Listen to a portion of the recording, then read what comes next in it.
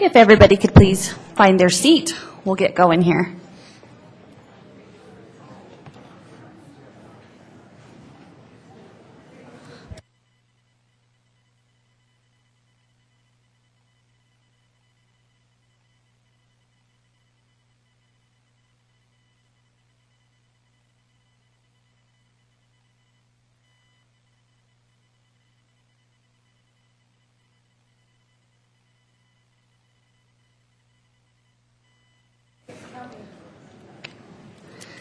The council meeting of April 11th, 2011 will now come to order.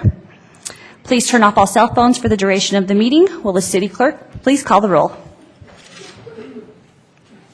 Yes, one moment, please.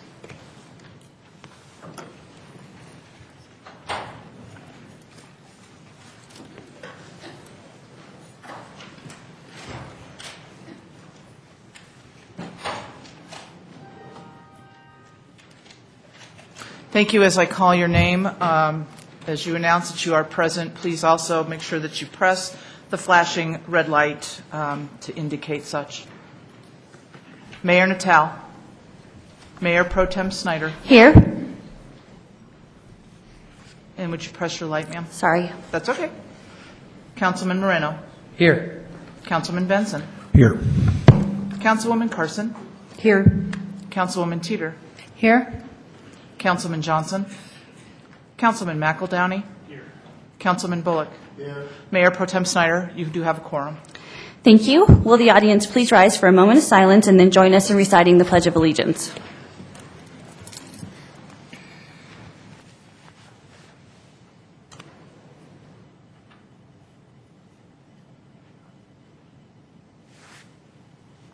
I pledge allegiance To the flag of the United States of America and to the republic for which it stands, one nation, under God, indivisible, with liberty and justice for all. Thank you. At this time, the city staff will pass around a microphone, and the council invites you to please introduce yourselves. Catherine Lovato. Wayne Ray. Mary Reeds. Debbie Williams. Mike Thompson. Cheryl Price. Dave Price. Brett Bidgood. Janice Genova. Doug Frentress. Pam Aker. Dave Durham. Doug Durham. Benjamin Schneider. Don Schneider. Maria Swenka. Ryan Swanka. Joe Howard. Ellen Haug. Melissa Clifford. Ramona Edwards. Joseph Edwards. Olga Loos. Jeanette Lowe's. David Gomez. Jocelyn Hernandez. Chuck Sonier. Maria Lopez. Anastasia Marian. Michaela Oliver. Freddie Arias. Armando Rosales. Carl Laxon. Jesse Joseph. Guillermo Serna. Larry Quintana. Tova Forgo. Adrián Fontes. Marisela Espinosa. Leonard Enriquez. Yesenia Asensio. Julie Archuleta. Abigail Sepulveda. Ivan Sosa. Eric Gutierrez. Joe Ramos. Terry Yoakum. Eduardo Rivas. Willie Plennywolf. Joy Bishop. Gene Leffel. Lynn Hallowell, City Manager's Office. Ken Lee. John Howard, Information Technology. Greg Clemens, Public Works Department. Leanne Noel, City Manager's Office. Roger Tinkenberg, Finance. Heather Spencer, Human Resources. Sean Ford. Reba Droder. Gary Drutter. Christy Douglas. Steve Douglas. Caroline Curls. Brandon Curls. Mariah Mestis. Courtney Curls. Teresa Schofield. Warren Curls. Sherman Papke. Melody Mestis. Brianna Mestis. Chuck Baker, Police Department. Larry Wood, Police Department. Carol Har. Dolores Har. Tom Earl. Gene Wagner. Kathy Wagner. Linda Bond. Joe Sandoval. Aaron Conway, Police Department. Shane David Conroy. Michelle Halstead, Communications Director. Phil Baca, Chief of Police. Ms. Ryan Cordero, Government Relations.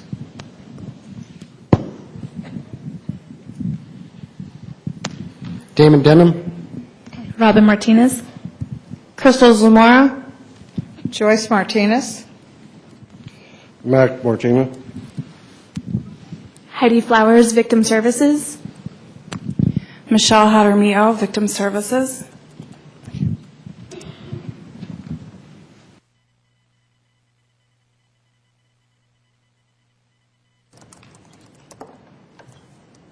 Is that everyone? Thank you so much. Tonight, the City Council would like to honor Mr. Warren Curls for his contributions to the city. We will be providing to his widow Carolyn and his children Bud and Melody a proclamation as well as a plaque. Warren Curls was a 30-year veteran of the Commerce City Police Department, founding member of the City Charter Committee, and a longtime resident of the city. At this time, I'm going to read the proclamation. Whereas Warren Curls moved to Commerce City in the 1950s, serving his country for 4 years in the U.S. Navy prior to joining the city's police department in 1962, where he was one of only 4 officers at the time. And whereas Warren Curls wore many hats during his 30-year police career, including patrolman, sergeant, lieutenant, K-9 unit trainer, ambulance driver, dog catcher, baby deliverer, and president of the Colorado Law Enforcement Association. Whereas he was a skilled gunsmith and an expert master in firearm shooting, helping build the country's first pistol range and earning recognition as one of the governor's top 20 shooters, as well as one of the nation's top 88 shooters, where his name is listed on a plaque that hangs in the White House. And whereas Warren Curls served the community in which he lived as an original member of the Home Rule Charter Committee, a member of the Board of Adjustments, chair of the Liquor Licensing Authority for 14 years, a police pension board member, and a 2-term board member of the South Adams County Water and Sanitation District. And whereas he was committed to his family, helping his son achieve the rank of Eagle Scout or selling Girl Scout cookies each year with his daughter. And whereas Warren Curls passed away on February 23rd, 2011, and the city desires to give tribute and recognize these endeavors that benefited our community. Now, therefore, on behalf of the City Council, I hereby proclaim and make special recognition to celebrate the numerous contributions of Warren Curls who helped to make Commerce City a quality community for a lifetime. Congratulations, Mr. Curls and your family.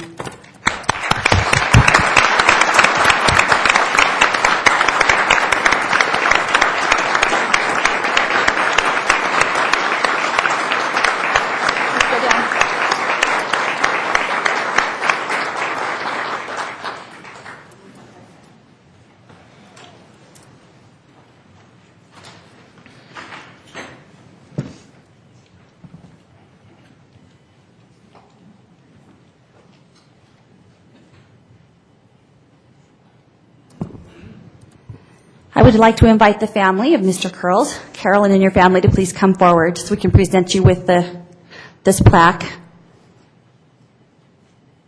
And I just want to say personally that I was honored to serve with Mr. Curls on the Liquor Authority, and just having known the family for most of my life, and it's an honor for me to be here with you tonight. So please come forward. Thank you.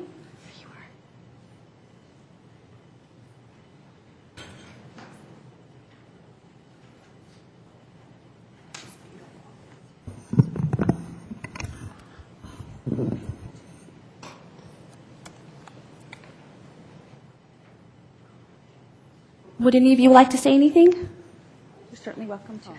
I would just like to thank everybody for everything, all the support, and the police department especially. They've just been wonderful. Everybody has been wonderful. Thank you.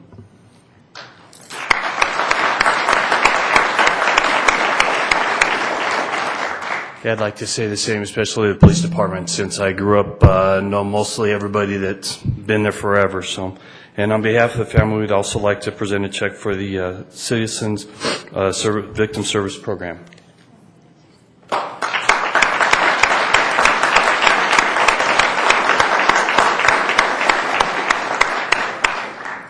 I just want to say thank you again to this wonderful man and for all the work he did for the community, and to his wonderful family. Thank you so much.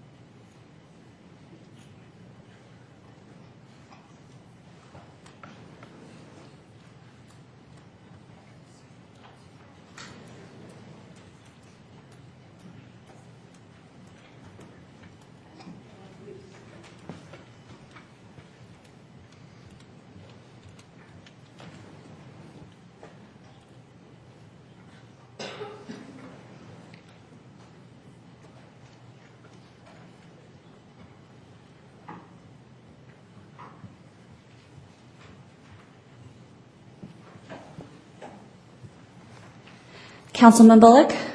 I make a motion to approve the proclamation. Councilwoman Teeter? I second the motion. Thank you. It has been moved and seconded to approve the proclamation. May I have a voice vote, please? All those in favor signify by saying aye. Aye. All those against? It is approved. And I just want to say once again how truly honored we were to be a part of a man's life who had just left such a legacy for the city of Commerce City. Thank you again. Before I call for the next proclamation, which is National Crime Victims Week, I would like to invite the Chief Baca, to come forward and say a few words, please. Thank you, sir. Ms. Bauer, the Yes. the keypad is not working. I'm not sure if I'm sorry, the what? our keypads are not working, so we won't be able to. I'm not able to vote or You're right, request I to see speak. that. Okay, let's try before, if we can just take 1 minute then? Let's try. Sorry, something. Chief. Thank you. Sorry, Chief. Paying me by the hour, Councilman, that's okay.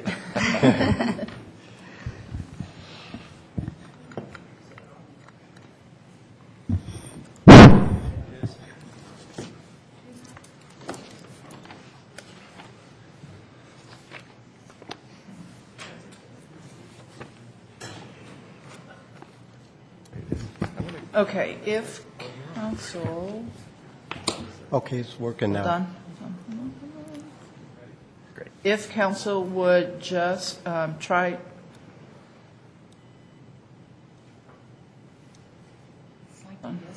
The request to speak button works now.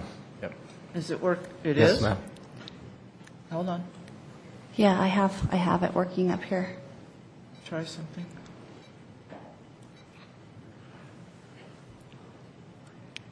And Chief, would you do me the honor of reading the proclamation? Certainly. Thank you. Thank you. Would you try, would each of you try just pressing your buttons, your roll call buttons again for me, please? Benson?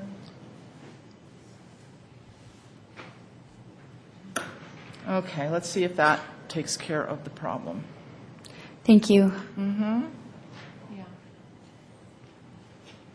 Mine's working now. Thank you, sir. Thank you. Go ahead. Yep, you're on. Very good. All right. My name's Phil Baca. I'm the Chief of Police here in Commerce City. And before I read the proclamation, I really feel like I'd like to say something about retired Lieutenant Curls. And I did not know the lieutenant personally as a police officer. However, Chuck Baker and I were fortunate enough to meet Warren at lunch at a couple of restaurants here previously, so I did at least meet him. You know, I feel like I know the gentleman simply because there are so many historical pictures in the police department. If you go back in the police department, Commander Larry Woog was good enough to save all those pictures as our department historian and gather all of those mementos over the years from the early 50s and 60s, and Warren is in so many of those photographs. And I was thinking back and thinking when Warren was a sergeant, I was in 6th grade at Derby Elementary. So Wow. it's not that he's that much older than I am, but it was just interesting to put that in perspective, but that he was. And I see him in so many photographs back there.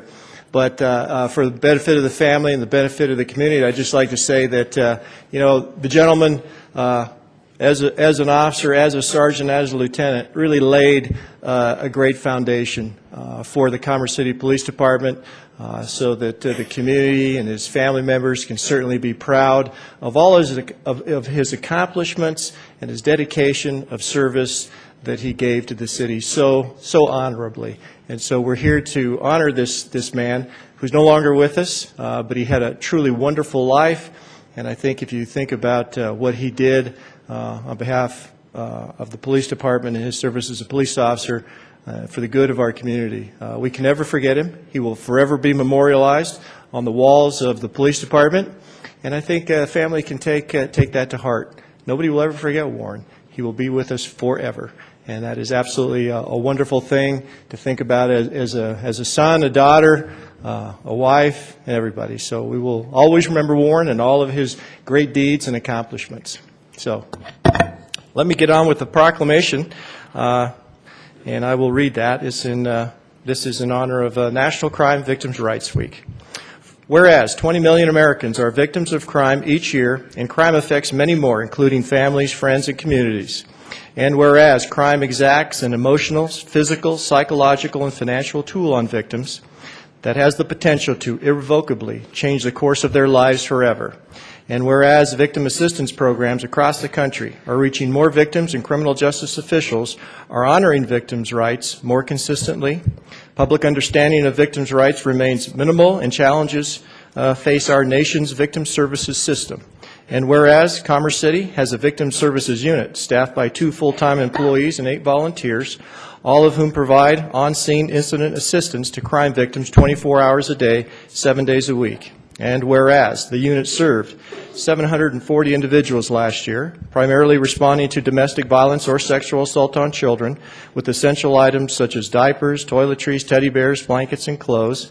And whereas Commerce City is participating in National Crime Victims' Rights Week, help to raise awareness about the services provided by the unit, as well as recruit volunteers to participate in this important program. Now, therefore, on behalf of the City Council, I hereby proclaim the week of April 10th through 16th as National Crime Victims' Rights Week, reaffirming the City's commitment to respect victims' rights and address their needs throughout the year. Thank you.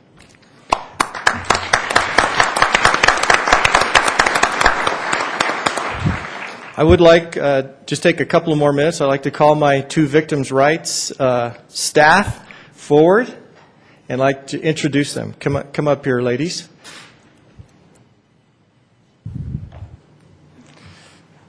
This young lady directly to my left is Heidi Flowers, and to her left is Michelle Jaramillo. They are responsible for providing an incredible amount of service. Although they're both fairly new, I can tell you that our new Victims' Rights Unit has established quite a reputation in Adams County, has probably done more work, recognizable work in the last few months than we probably have done in the last several years. These 2 young ladies are absolutely dedicated. They're full of energy, and they're the brightest two individuals we've had the fortunate benefit to have in the Commerce City Police Department. So I'd like to give them a hand and recognize all of their hard work.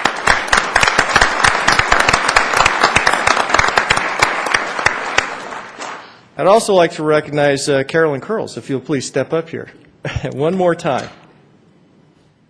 We do have a plaque for you, Ms. Curls. And I'd like to, please step over here, and I'd really like to extend my appreciation for your generosity, your family's generosity, for the donation you made this evening. And I know the amount, and I'd like to say the amount if that's not improper. It was a very generous donation of $500. And thank you so much.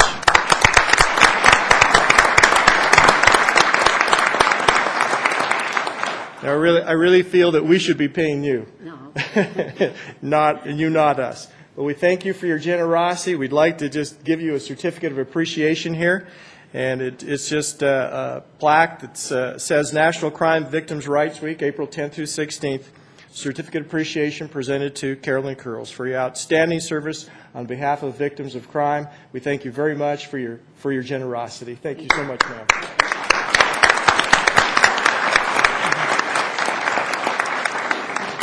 Can we take our picture? Let me take my glasses off.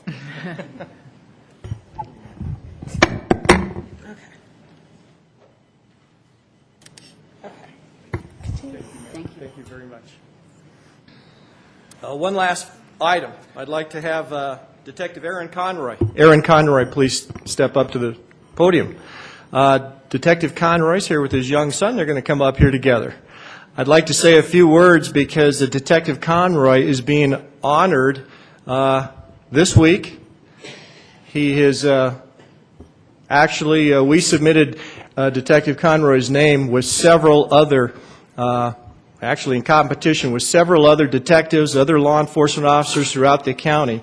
Aaron has been chosen to receive the Dale R. McLaughlin Award this week, and which really recognizes outstanding service by a member of law enforcement in this county to specific victims. And Detective Conroy selected by that esteemed panel that includes other law enforcement officers, judges, the district attorney here for his outstanding service. So if we could give them all a hand.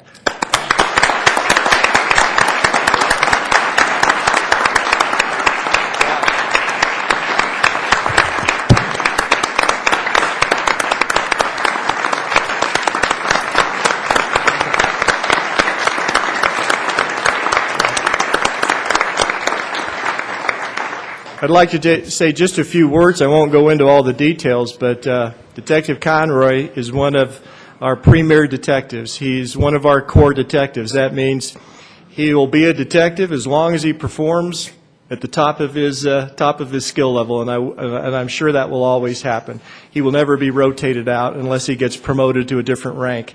But Detective Conroy handles a lot of our most difficult cases, and those difficult cases are domestic violence, sexual assault, and sexual assault on children. And the award that he won for his recognition deals with 3 children who were assaulted in this manner. And I can tell you that Detective Conroy did an unrelenting investigation, 24 hours of continuous investigation, interviewing 3 young children as victim witnesses. And that interview, he was able to develop probable cause to secure a search warrant and successfully serve that warrant and make an arrest and secure other evidence that resulted in the conviction of this individual. So it was an incredible job. He didn't lose focus. He didn't even take a break. He continued to work full time until this case was absolutely a done deal and a conviction was secured. And this is the type of individual that you have work in your department. Aaron is not alone. We have several dedicated individuals. Aaron is just one of our best and happens to be recognized this week. But again, he is, the quality of detectives and the police officers that we have in this agency where we employ 120 people. So I want to thank you for supporting us. I want to thank Detective Conroy for the outstanding work that he does and the sacrifice that he has made in serving the community here in Commerce City. So once again, thank you, Aaron. I appreciate it.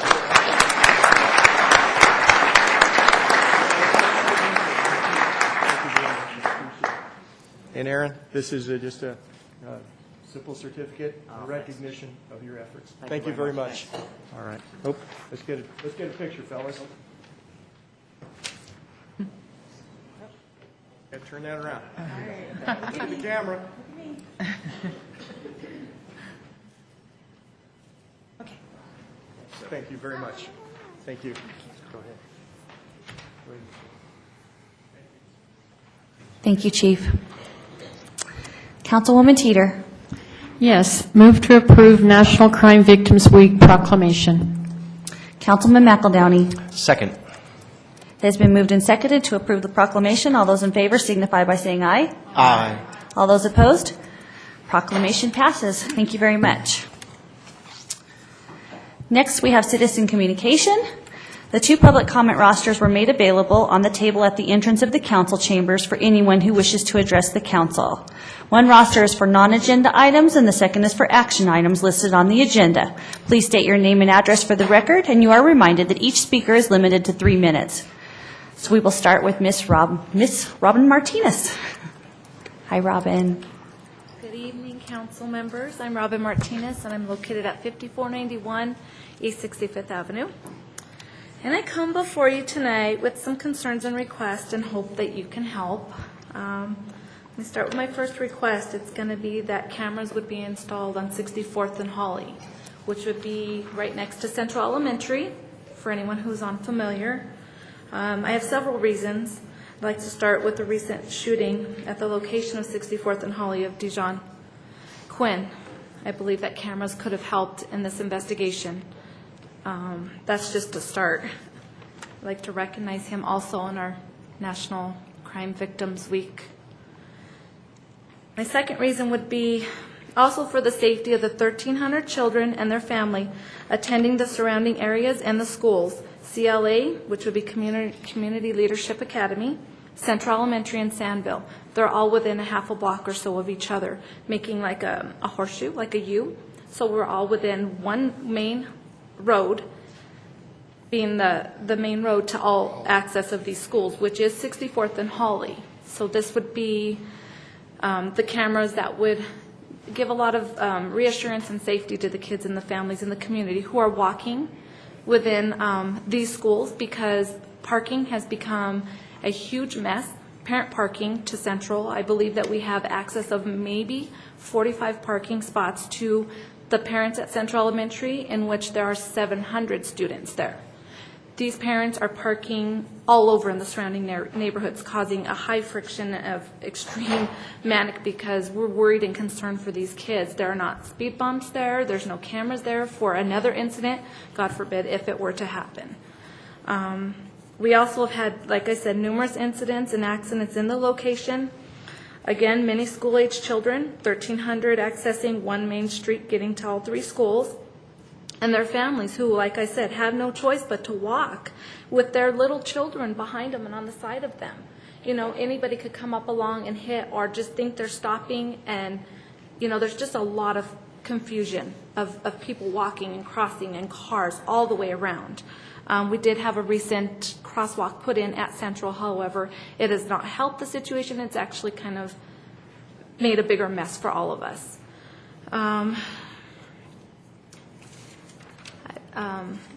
Last but not least, if I feel like I had more time to communicate with you, I'd actually be able to share many more concerns and reasons before you. However, many of them would also be of concern to our school board as well, because of the main concern here is, again, for the safety of the children and our community. The community, unfortunately, is like one big main strip of 3 main schools, 1,300 children and their family, and it's one road, and we're asking for cameras to be put in on that main road just to secure and make us all feel comforted again. Thank you. Thank you, Robin. Mr. Denham, did you have anything? You have 3 minutes as well. No, I'm good. You finished? Okay. Yeah. Okay. speed bumps might be of help also. Thank you so much. City Manager Flannery, I have to agree with Ms. Martinez and Mr. Denham. I have gone through that neighborhood myself at school hours, both in the morning and the afternoon, and it is a very dangerous situation over there. There's not nearly enough adequate parking, and kids are just everywhere. I mean, they run across the street. I mean, mothers are trying to keep up with children, and they do the best they can, but it's really difficult over there. It's a congested area with a small street, and I would have to agree that we definitely need to take a look at that. Thank you. Councilwoman Teeter? Yes, I agree too. And Mr. Flannery, can we or the chief or someone look into putting a camera in that area? And also, Robin, we have 2 school board members here this evening that may be able to discuss some of the issues you have. Thank you. Councilman Moreno? Ms. Martinez, thank you for coming and sharing your concerns. Obviously, the area that you live is Ward 1, and I represent Ward 1, and I can't agree with you more that the situation has become very dangerous for both the parents and the students in that area. Parents, when they go and drop off students or they go and pick them up, they're parking right on Holly. And, cars can't always see when kids are crossing the street. And it is a dangerous situation. So just to echo other council members, if we can look into a solution to that, that'd be really helpful for the people in that area. Thank you so much. We appreciate you being here. Max and Joyce Martinez? Actually, we are here on behalf of our daughter and son-in-law, Robin and Damon. We live right next door. Would you go ahead and give me your name and address for the record? Thanks. 5501 East 65th Avenue. Thank you. Palm City. We just want to reinforce all of the same problem. We've had some serious mishaps there. I've seen children darting in and out of cars, and it's been dangerous. We actually had to add a drive extra to our driveway because we couldn't get in and out of our yard several times because cars were blocking the area. It is dangerous. We really do need some sort of speed bumps. And I'm concerned also about the RTD bus that parks right in front of the school. It's right there where the school buses drop the kids off. It's right next to it. And I think it's a very dangerous situation. And before something were to happen, I'd rather be here tonight to express that before something does happen to a child there. Yeah, and another thing, we have a lot of speeders going down on 65th Avenue. Matter of fact, Commerce City Police Department is aware about a red Camaro just zapping down. And if we would have speed bumps, it would slow it down. And the night of the incident when that boy got shot, we would have speed bumps. We probably would have a good chance to see the vehicle. Or it could have. It did come down our street. Yeah. It almost hit our granddaughter's car. So if we could have speed bumps, it would really help. Really would help the neighborhood. And even the school buses are speeding down. I mean, I hate to say it, we've seen it. Yeah, and 3 years ago we had public safety come out, put a line across, see what the activity is. They told us there's not enough traffic going through, but they're wrong. They don't live there. We see it every day. Yeah. And if some of you members would like to just drop by, look at the situation, we'd be happy to show you what we're talking about. Several years ago, we actually had a murder on Glencoe, and the person got off the RTD bus, walked straight down our street, went to the house on Glencoe, and there was a murder in the house there. Yeah. Killed the lady in the house on Glencoe. So it's very serious around our neighborhood. That is a big concern, the bus being right there in front of the school. And now we put up security camera for our safety. It's just getting out of hand. Middle of the night, you see kids walking, 1 o'clock. It's just getting out of hand. And when you tell them, hey, what are you up to? It's none of your business, So I'll just leave it as that. I hope you people really take it serious for us. We've been here over 30 years, and I live there. Thank you. Thank you. I appreciate both of you being here. Thank you. And we certainly will have City Manager Flannery and the chief look into that. Thanks. Next person I have is Doug, I'm sorry, Councilwoman Teeter? Thank you this evening for coming, Max and your family.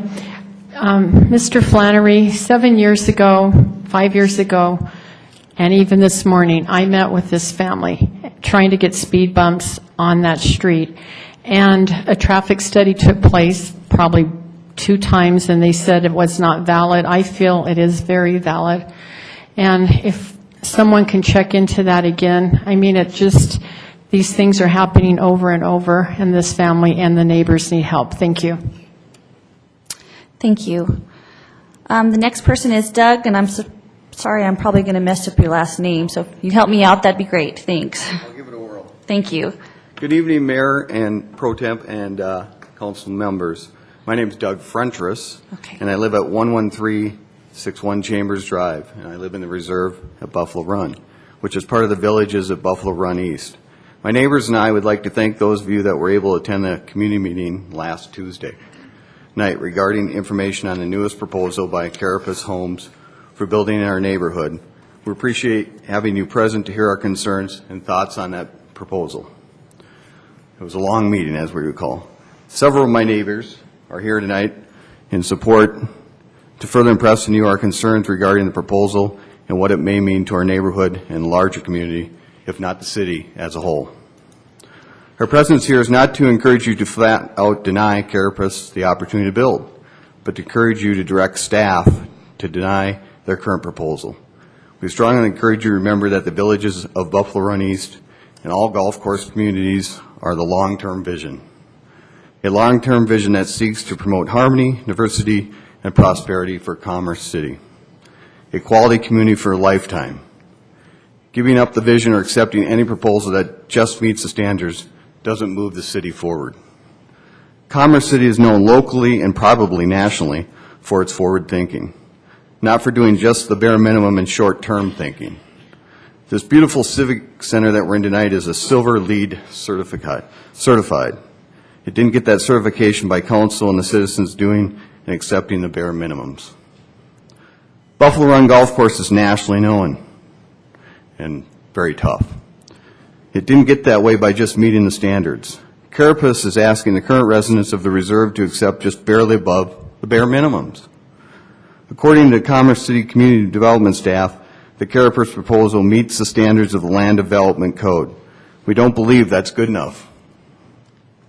The proposal does not meet the standards set forth, the approved PUD for the villages of Buffalo Run East, or the concept of development as presented to and approved by the council in the late 1990s.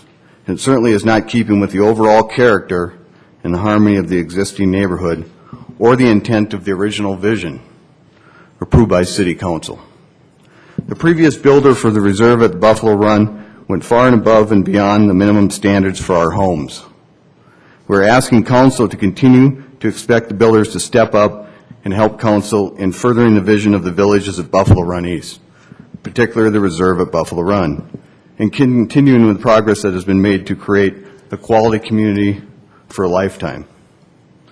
Please help us preserve the reserve. Thank you. Thank you, sir. Madam Chair, I'd like to make a statement for the council. Absolutely. I think it would help the council as well as all of the citizens in the audience to hear what I have to say regarding this case.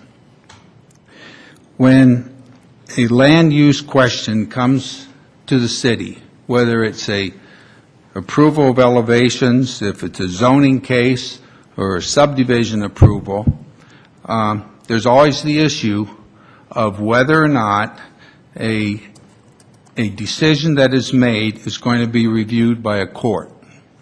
And when you make a decision, that decision, if you granted the subdivision, the property owners that are affected by that subdivision or by the elevations, whatever's involved, or by the zoning, may appeal that decision to a court. Or if you deny the application, then the builder or landowner can appeal that decision to the court. And it's my job as your city attorney to be sure that when the case is appealed to the court, that the court has an opportunity to uphold the decision that the council makes. Now, if, for example, the council has expressed an opinion, say tonight or some future night, before the public hearing is held, and you have prejudged the case, it's very likely that a court would overrule your decision. So if you denied the application, a court could very well say that application should be granted because you didn't give it a proper hearing. So my caution is, in citizens' communication at this stage of the proceeding, because we're not in a public hearing process at this stage, you can hear the citizens, what they express, but do not comment as to whether or not you come forward and say, well, I'm all in favor of what the citizens are saying, because right away you're disqualified from voting when it becomes a public hearing. There will be a time when we'll have a public hearing, assuming that people disagree with whatever decision is made, where citizens will have a chance to be heard on the record, and that record then will go before the court, and the court will review the record to determine whether or not your decision should be upheld. But my caution is that you prejudge the case, and then it comes out in the court case that you prejudged it. You shouldn't have not have voted. My job is to keep you from voting then if it's obvious that you prejudged it. So be careful and don't express an opinion. You may have personal opinions, but don't express an opinion as to whether or not you're in favor or whether you're against their request, whatever it is. And I just want the citizens to know that by your not saying anything at this stage doesn't mean that you're not sympathetic to their cause. It just means that you're being careful that if the case goes to court, you're not going to have it thrown out and have the citizens lose if you denied the application, or vice versa. If you grant the application, then the builder or the landowner would have the same argument. So tonight, it's appropriate to hear what the citizens have to say if they want to say it tonight, but when the public hearing process comes, there will be a notice posted, and they'll get word that there's a public hearing, and that's when it really counts as to what you're hearing them say and what your decision is going to be. Tonight is just for information, if you will, but it doesn't count at all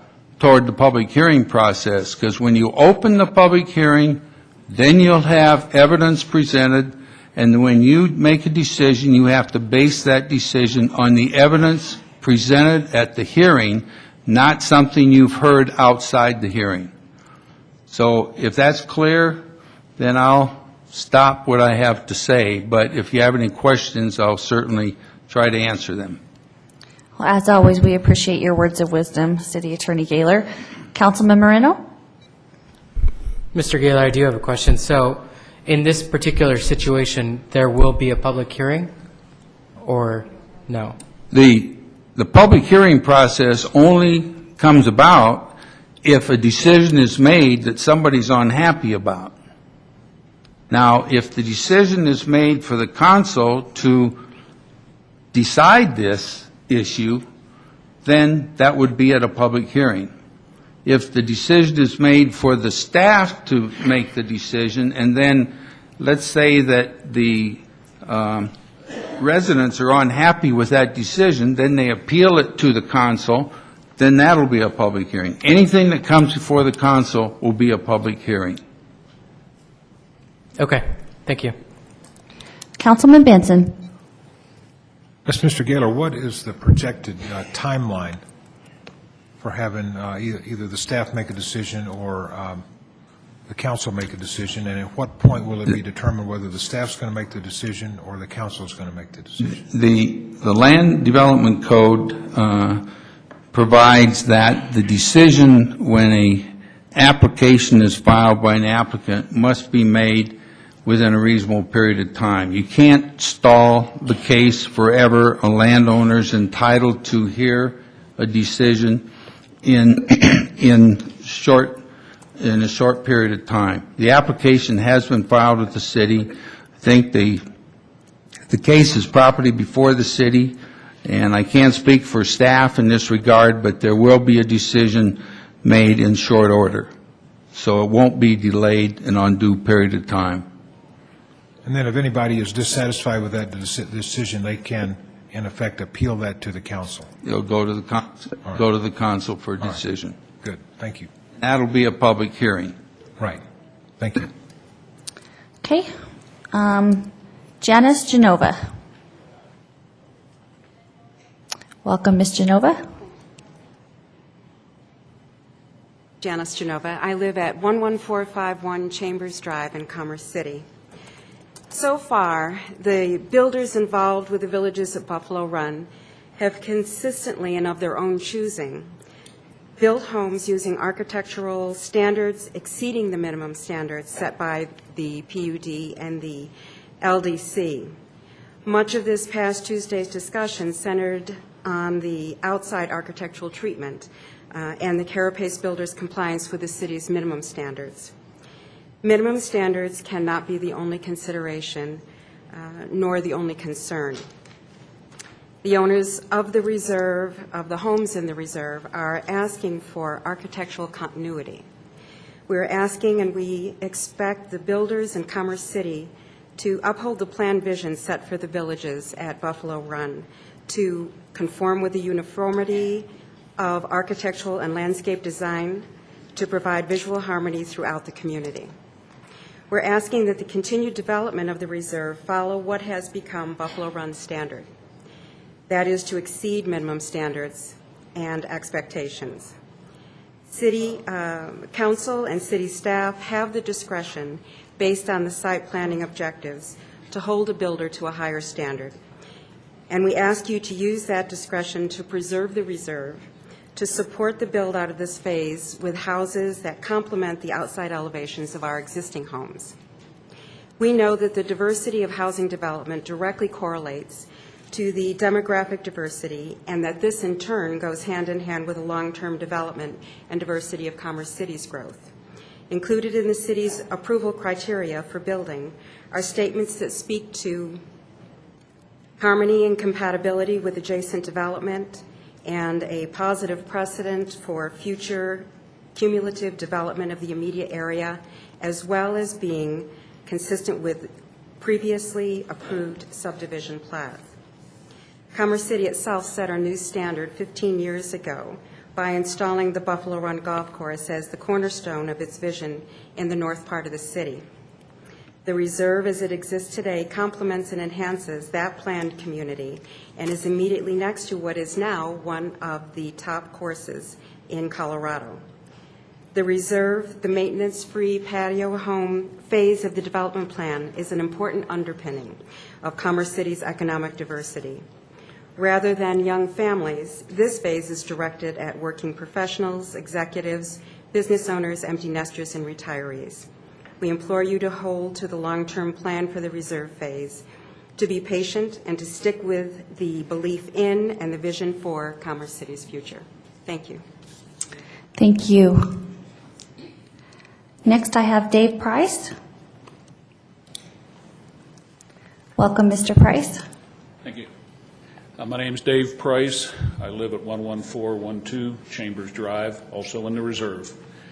I'm going to cut back a little bit, talking about how Commerce City has focused on upgrading. What we're talking about in the reserve is a question of neighborhood. If you walk down Chambers Drive from about 113th to 118th, you're struck with two images. One is a lot of gray hair, and second, well cared for, high-end patio homes. In the reserve, homes were designed for empty nesters, retirees, who downsized to smaller, albeit quality homes with minimal maintenance. This demographic requires little from the city and provides a very stable, dependable, and high-end population. What they want in return from the city is consistency and dependability in plans, things promised in the city's land development code. Specifically, Mr. McBloom indicated unmet concerns in his rejection of Carapace's original plans. To paraphrase the city's LDC, the Carapace plans still failed to be consistent with previously approved reserve subdivision plat, to be in harmony and compatible with adjacent homes, and to create a positive precedent for future development at the reserve. They continue to miss the mark. As homeowners, we're requesting nothing more from the city than what the city requires in the LDC. I suggest that the fixes for Carapace are simple and straightforward and would not adversely affect their potential in this market. Stone and stucco on all exterior walls with no siding, topped with a cement tile roof. Ranch-style homes required on all lots adjacent to homes and lots fronting Chambers Drive. All Chambers Drive lots required to be ranch-style homes consistent with the no-maintenance design of the existing homes, including shared driveways. These changes to Carapace's plans would provide the reserve homeowners the consistency of design they expected and the city approved when we bought into the reserve at Buffalo Run, a differentiation for Carapace homes that exists nowhere else in the city market. The city with continued diversity and attracting desirable homeowners to a great area. As we said before, we're trying to preserve the reserve. It's a great neighborhood, has great people in it. It's designed with a certain set of characteristics in mind, and what Carapace is presenting is pretty much going to destroy that. I appreciate the opportunity to speak to you. Thank you, sir. We appreciate you being here. Next, I have Brett Bidgood. Me. Okay. Good evening, sir.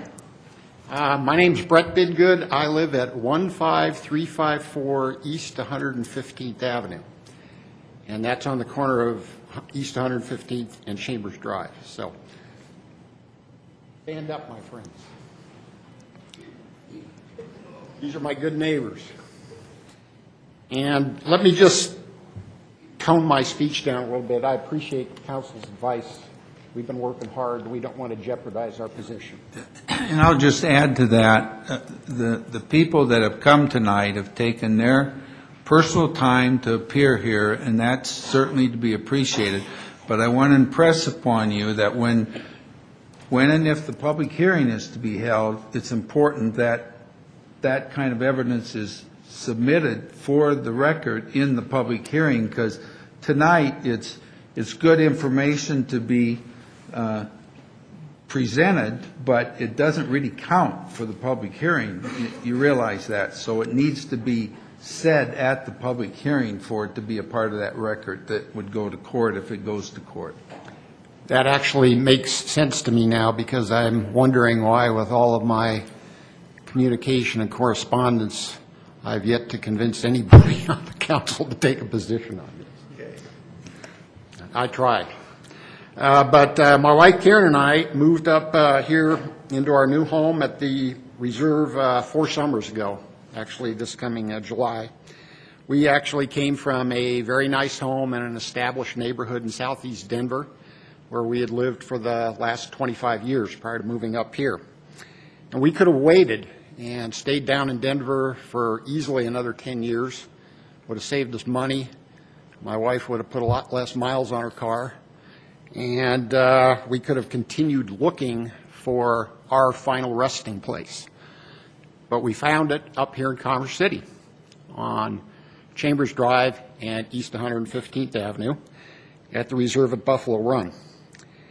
It hasn't gone real smooth, and now I'm finding myself being pushed toward a new career.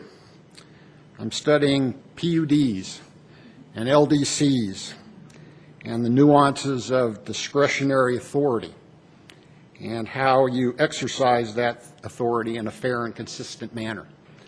So I'm always keen to learn new things, but to be honest, I have other priorities on my agenda that I would rather be spending my time on these days.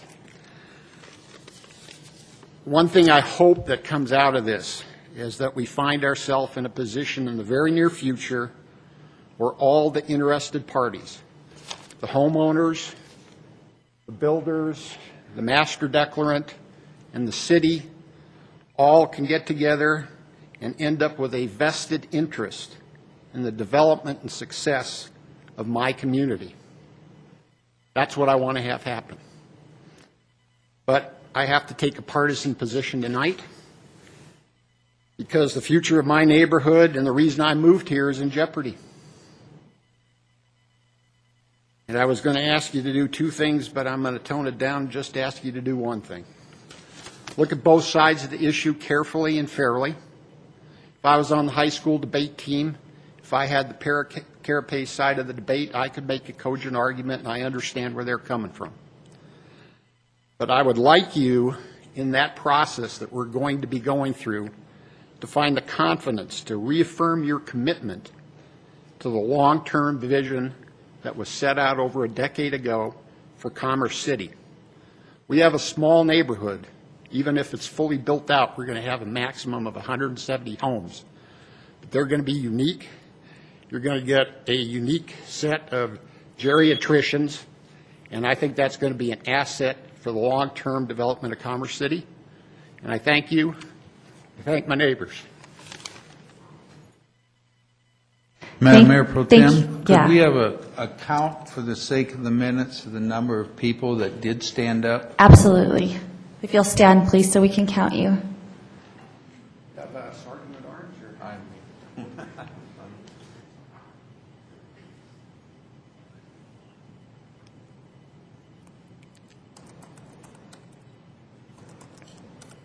Getting 20.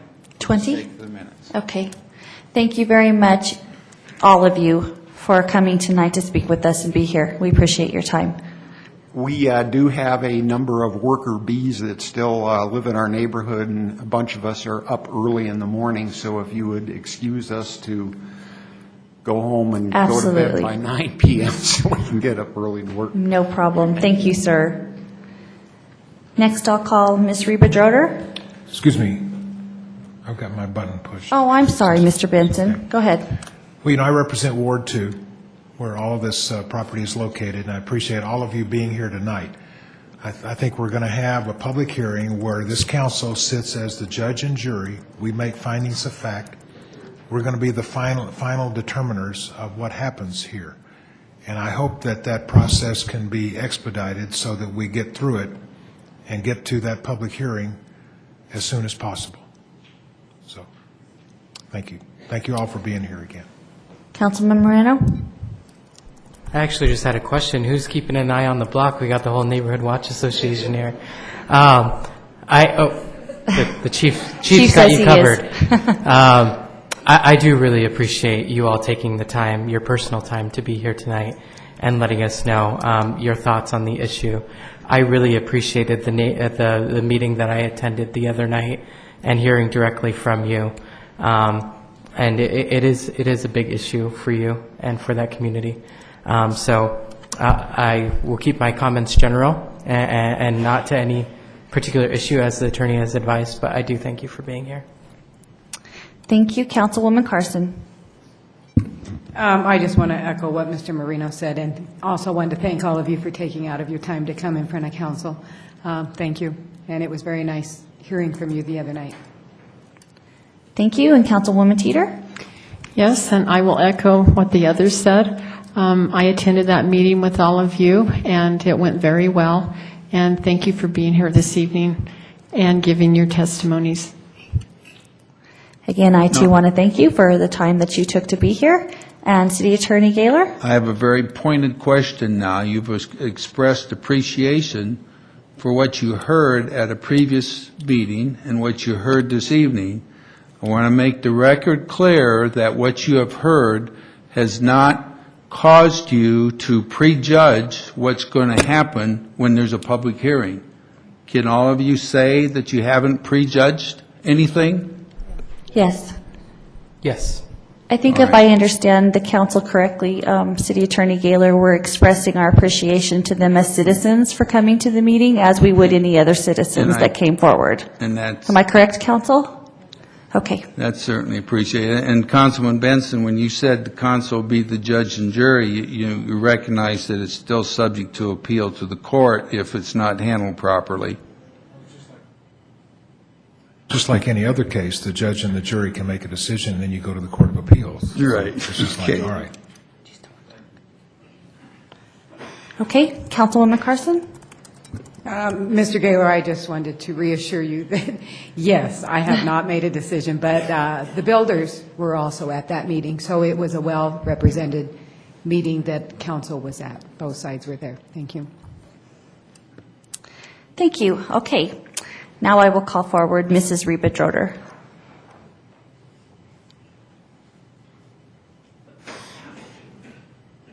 Good evening. Reba Droder, 7505 East 121st Place. And I am just here to remind all of you that you have an invitation from Fish and Wildlife for tomorrow morning at 9:30 to come and view the new visitor center. This is a sneak peek for you and any of the staff that wishes to come to see this magnificent building. And if you will enter, they are going to open the gate just for you. You will be the first people to drive through the gate that is right over here. And it's called the Victory Cross, just right over here on the what used to be the Prairie Gateway. And you just follow the path there, and it will be open. And Fish and Wildlife will be there to show you this beautiful building. And if you're unable to attend tomorrow at 9:30, you can either contact me or Susan Drobniak at the Fish and Wildlife. You just call the refuge, and they'll answer over there. And we will make arrangements for you especially to see this beautiful place. And just very quickly, the other thing I wanted to say was this weekend, Friday, I went to the most incredible thing I've ever been to in my entire life, and it was the students of Prairie View High School. The Vietnam Remembers, for a year they studied Vietnam. They had participants from 23 states. It was the most amazing thing I have ever been to in my life. And if this is what the children of America are doing, we don't have anything to worry about. And congratulations to School District 27J and those fabulous people at Prairie View High School, and I'm sure you'll be able to learn more about it. It was unbelievable. Thousands of people were there with priceless artifacts from Vietnam. And these children, I can't even describe it to you. I'm hoping that we'll be able to sometime show it on Channel 8. It was because this town lost, it is said that this town lost more people in Vietnam than any city in the state of Colorado. And so this is a really important thing, and I'll get that tape for you, and I'm hoping it can be filmed, shown live, or I mean shown through the Channel 8 systems here. So thank you. Hope to see you tomorrow. Thank you, Mrs. Droder. City Manager Flannery, we spoke briefly earlier about how that managed to not be on our calendar because I was not aware of that event until it was over with. Do you have any idea what might have happened there? Because I had no idea that event was going on at 27J, or I would surely have been there. Yes, I spoke to the superintendent as well as the principal for Prairie View. Mhm. I sent you all an email earlier with a link from their webpage showing the pictures and showing the video. And we're actually going to put a link of that on our webpage as well, so that the two can be linked. Yes, and it's great. It's fantastic. I would have loved to have been there, but had I known. Specifically, it was communicated to me that the only electeds that the school had invited were the school board themselves because of such a great response and number. Vietnam veterans from all over the states actually came in and had a lot of engaged discussion with students as well as students' families, and then they brought their families as well. I see. Okay. Councilman McEldowney? I just wanted to thank you, Mr. Oder, for the reminder and for the special invitation for the preview visit tomorrow. Unfortunately, I'm going to be on a plane at that time, and I'm regrettably going to miss, so. Well, call me for a time. And the whole events, the public events begin and private events begin in like 2.5 weeks. So we have this small window of time for you to see it special. Thank you so much. Wonderful, thank you. And Councilwoman Carson. Thank you, Mr. Oder, for that special invitation, and thank you for the kind words for the children of Prairie View High School. Students never fail to amaze me with the work and stuff that they can do when they're left up to their own. So thank you, and hopefully I will be able to make that tomorrow. Thank you. Next, I'll call Jocelyn Hernandez.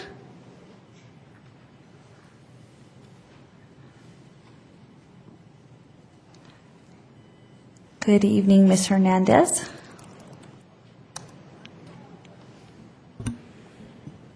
My name is Jocelyn Hernandez, and I live at 5991 East 82nd Avenue. Okay. Well, now that you've heard about Prairie View, I'm representing Adams City High School. Okay. And I was nominated from students around the state to go to a people-to-people program to Europe, where we will be studying overseas for 20 days. I thought it was a huge honor when I got the letter saying that they thought that I was worthy of not only representing my city and my state, but representing my country as a student ambassador in Western England, in Western Europe. So we're going to be all over 10 countries. And the only catch was that most of the students that are going on this trip come from wealthy backgrounds where they can afford trips like this, like yearly or like events like this. And I have to raise $7,000 on my own. And ever since I started, I have raised $4,000 from sales that I've done, from teachers that I've asked, from local businesses that I have gone to. I've gone all over the city. I've gone from big corporations like Walmart to small local ones like Jayhawk Trailers. And now I'm here asking you to help me with the last $3,000 that I need. And I have the month of April and I have the month of May to finish my goal if I want to make it on this trip. And as being the first one in my family to go to college, I want to be able to show them that people, because it's rare that students from Adams City High School would go. All of these students are from where that high school has more of a history of having kids that will graduate and will make it. And as you've seen, the statistics in Adams City High School are the best from Colorado, and I want to be one of the starters to change that outlook, to show you that Hispanics and that kids from my background can make it out there.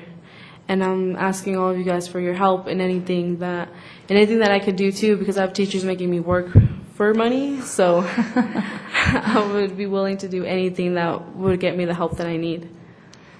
Well, Jocelyn, I thank you for being here. You obviously are a very bright and dedicated and hardworking young lady. To go out there and even earn that much money is I'm just very impressed by that. I, too, have green and orange blood, having graduated from Adams City High School myself. I think once you're an Eagle, you're always an Eagle. So I personally will, I have your address here, and I will send you a check. And then I think some other council people here would like to talk to you as well. So, Councilwoman Teeter? Yes, I did not get the address where to send a check to. And I have it who here. to make it out to. I have a letter here that I could give a copy to each of you. That'd and be it has great. my phone number and email address and information like that. And there may be people in the audience who would want to write it down too, if you'd want to share that information. My address is 5991 East 82nd Avenue. It's in DuPont, Colorado. And my 8002, I only know it in Spanish. 80024. My cell phone number is 720-684-7241. Thank you. Councilman McEldowney? she just gave exactly the information I was looking for. I wanted to make sure that folks had access to your contact information so they could contribute. I don't know if it would be possible to put a little story in our upcoming paper. Our next edition would be great if we could help give some additional exposure. I think it'd be a great opportunity. It's a great opportunity for you, and I would love to see the community come together to help support you. So thanks for coming up in front of us tonight. Would you guys like one of the copies? Yes, we would all love to have one. Councilman Bullock? Yes, when do you need this money by? When is the trip? She said by May was her last opportunity to get the money. But when is exactly the trip? June 21st. Okay. Do you have a deadline for the fundraising, though? Is it the end of May, the last day of May? Is it the end of May or is there a for you? specific date? Okay. Mid-May? Okay, thank you. And Councilwoman Carson?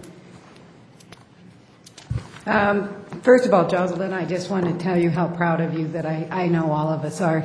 And City Manager, I'm assuming Jocelyn is a minor. I'm not real comfortable with the information we have been broadcasting here. Can we run something here that we can take donations at the, I see that we have some school board members at there or here or. Yes, I think that is a wise idea. Okay, thank you. And I know you will achieve this, Jocelyn, so wishing you well. Please come back and see us again.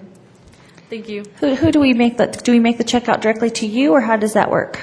Yes, you can make it out to me. I have cash checks that teachers have made to my name, too. Okay, and you still have Councilman Moreno?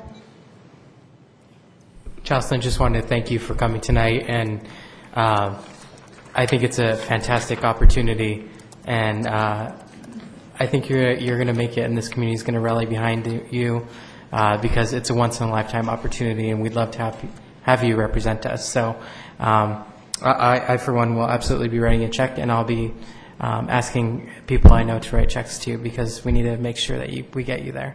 Thank you. Thank you. Any help is appreciated. Thank you. Thank you, and we wish you all the best. Thanks so much, and congratulations again. The next person I have is Larry Quintana.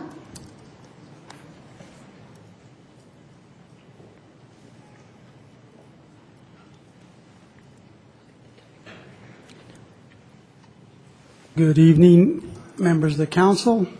My name is Larry Quintana. I reside at 7780 Magnolia Street, Commerce City, Colorado, 80022. Approximately a month or so ago, maybe a little bit longer, a gentleman who is a Vietnam veteran came before you and read a letter. I know that just as we who were in the audience were touched by that letter, I'm sure all of you were also touched by that letter.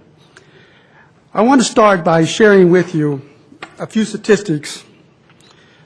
First of all, during the Vietnam era, 9,087,000 individuals were in service for this country. Of that, between 1 and 1.5 million, or 40 to 60%, fought in combat, provided close support, or were at least fairly regularly exposed to enemy attacks. 58,202 died in the Vietnam War. 47,378 due to hostile fire, 10,800 to non-hostile fire. 8 nurses died, one of whom was killed in action. Amputations or crippling wounds to the lower extremities were 300 times greater than that of World War II and 70 times greater than that of Korea.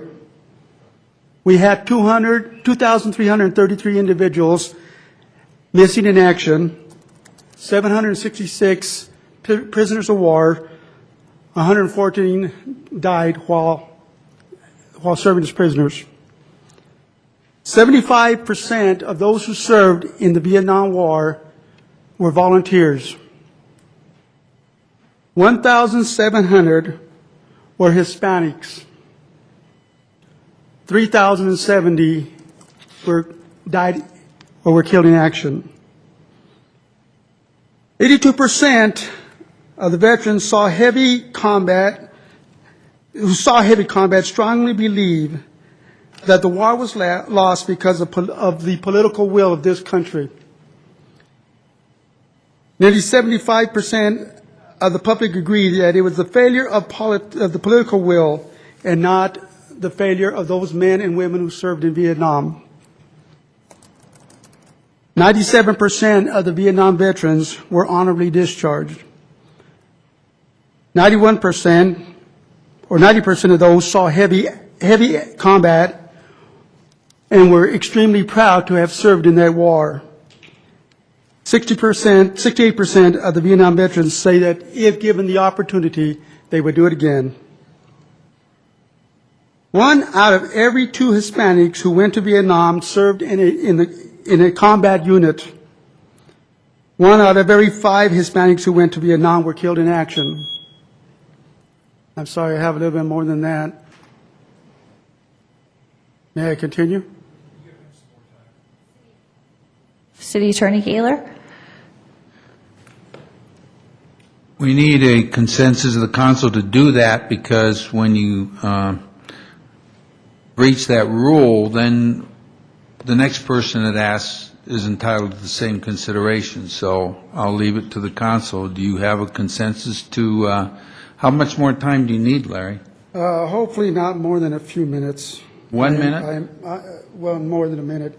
I do. Well, this is a 3-minute deal, and then the next person who asks for 5 or 6 minutes, what are you going to do? I say give Larry another, well, it's up to you, another minute. Councilman McEldowney? I genuinely want to hear everything that Mr. Quintana has to say, but I think we've consistently said that, and it's quite clear, that the 3-minute rule applies to citizen communication. So we have a 3-minute window to plan for. I would ask that we give him a fair amount of time to bring to a close his comments, and that, if possible, that Mr. Quintana, you make your comments available to us for review offline, if that would be acceptable. That would be my suggestion. Okay, any other Councilman Benson? You know, there is precedent for people taking more than 3 minutes. I think what Mr. Quintana is saying is very important. I'm not a veteran of Vietnam, but it was my generation's war. And I know, and I'd like to hear what he has to say. And I know I've sat up here and where we've allowed roller derby girls to take up 15 minutes of our time during citizen communication. I think this, to me, is a lot more important than hearing from, I have nothing against roller derby, but to take up 15 minutes of our time by having them go back and forth and carry on a conversation with the mayor, if we can do that, we can allow Mr. Quintana to have another 3 minutes, I think. And I would move that the council allow him to have another 3 minutes. Councilwoman Carson? I fully agree. I feel, Mr. Quintana, the subject you're talking on reaches all of us deeply. And sorry that we had to interrupt that. I would like to continue hearing what you had to say and the statistics you were providing us. And will you please leave us a copy of that valuable information? So is that a second to the motion? Yes. I still have a couple people up here. Councilman Bullock? I'm going to agree with the last 2 comments from Councilman Benson and Councilwoman Carson. Councilman Moreno? Just quickly, probably in the time that we debate this, Mr. Right. Quintana could have finished. Right. So I'm just in support of allowing Mr. Quintana to finish. I think it's important that this is representative government of the citizens. When a citizen comes to talk to us, we should allow them that time. Okay, Mr. Quintana, go ahead. So Okay, we have a vote then that's in favor of allowing 3 minutes? That's 4. Or what was your motion? That's to allow him another 3 minutes. 3 minutes, And right. that's 4 of us, so. Okay, well, let's have a vote and then get on with it. Do we have There's a motion and a second. Do we have a formal second by Councilwoman Carson? The motion and the second were not recognized by the Mayor Pro Tem. I'm sorry. So Councilman Benson, Yes, I would move that Mr. Quintana have another 3 minutes to finish his presentation. Councilwoman Carson. All those in favor signify by saying aye. Aye. All those against? By all means, Mr. Quintana. Thank you. 1 out of every 2 Hispanics who went to Vietnam served in the combat unit. 1 out of every 5 Hispanics who went to Vietnam were killed in action. Latinos fighting in Vietnam had a 19% casualty rate compared to 12% for all the other U.S. soldiers in Vietnam.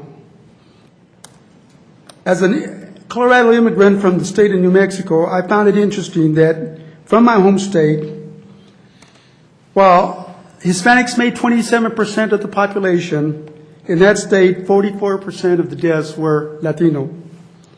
1 in 2 Latinos who went to Vietnam served in the combat unit. 1 in 3 were wounded in action, and 1 in 5 were killed in action.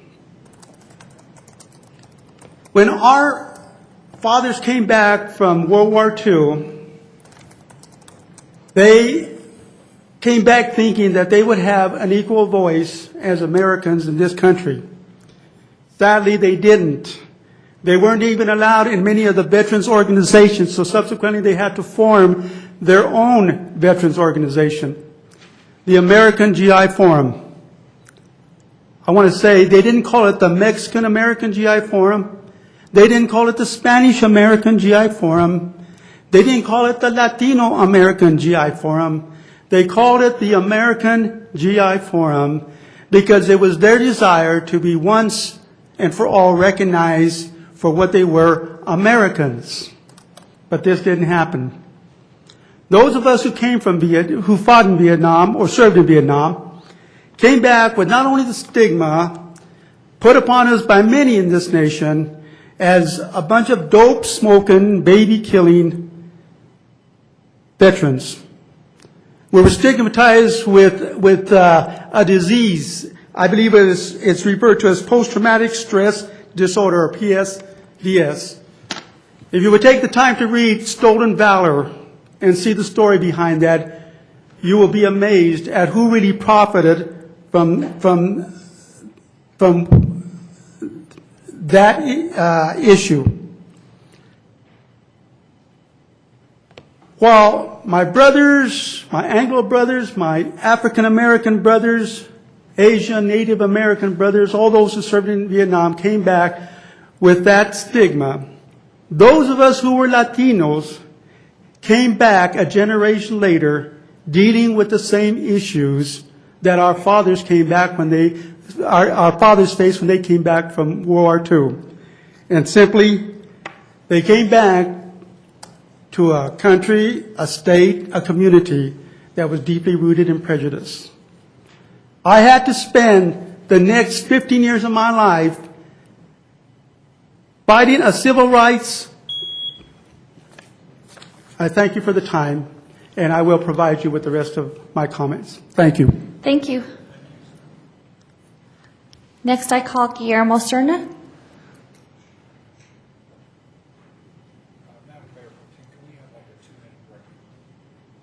Do you want to get through he's the last speaker, and then we can take a quick break. Would that be okay?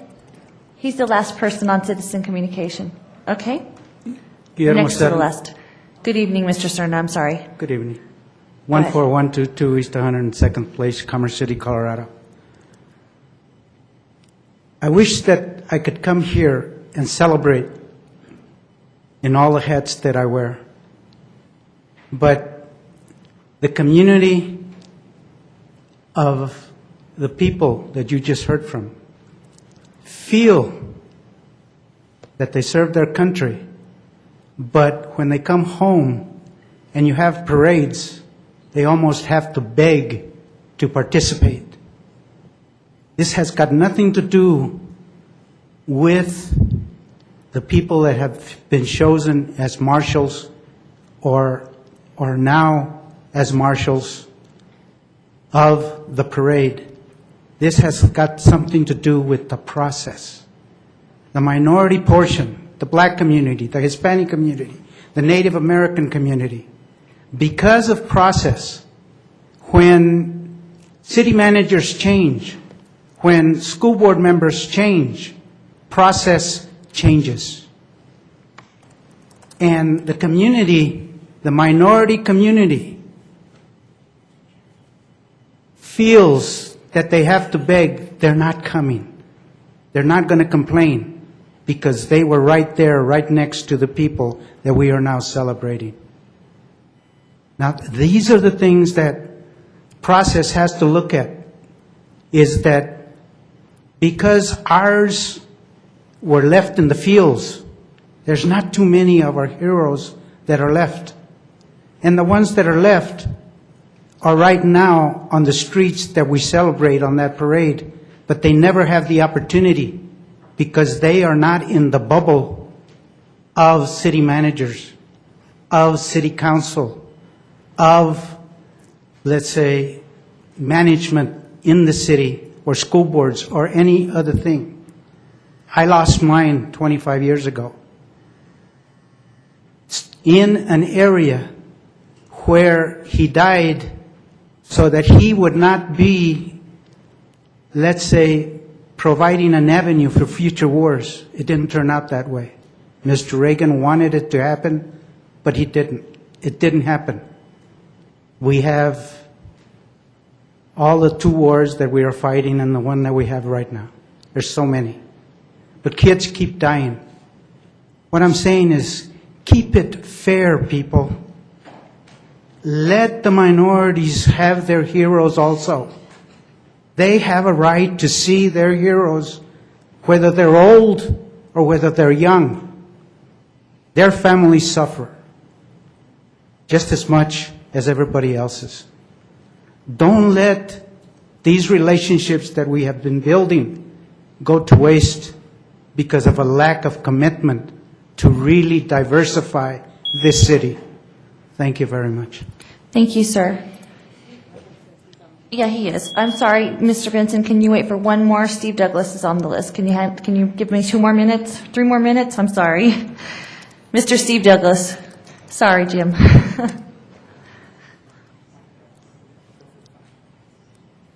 That's fine, yeah. Good evening, Mr. Douglas. Good evening, Council. Steve Douglas, 10970 Unity Parkway.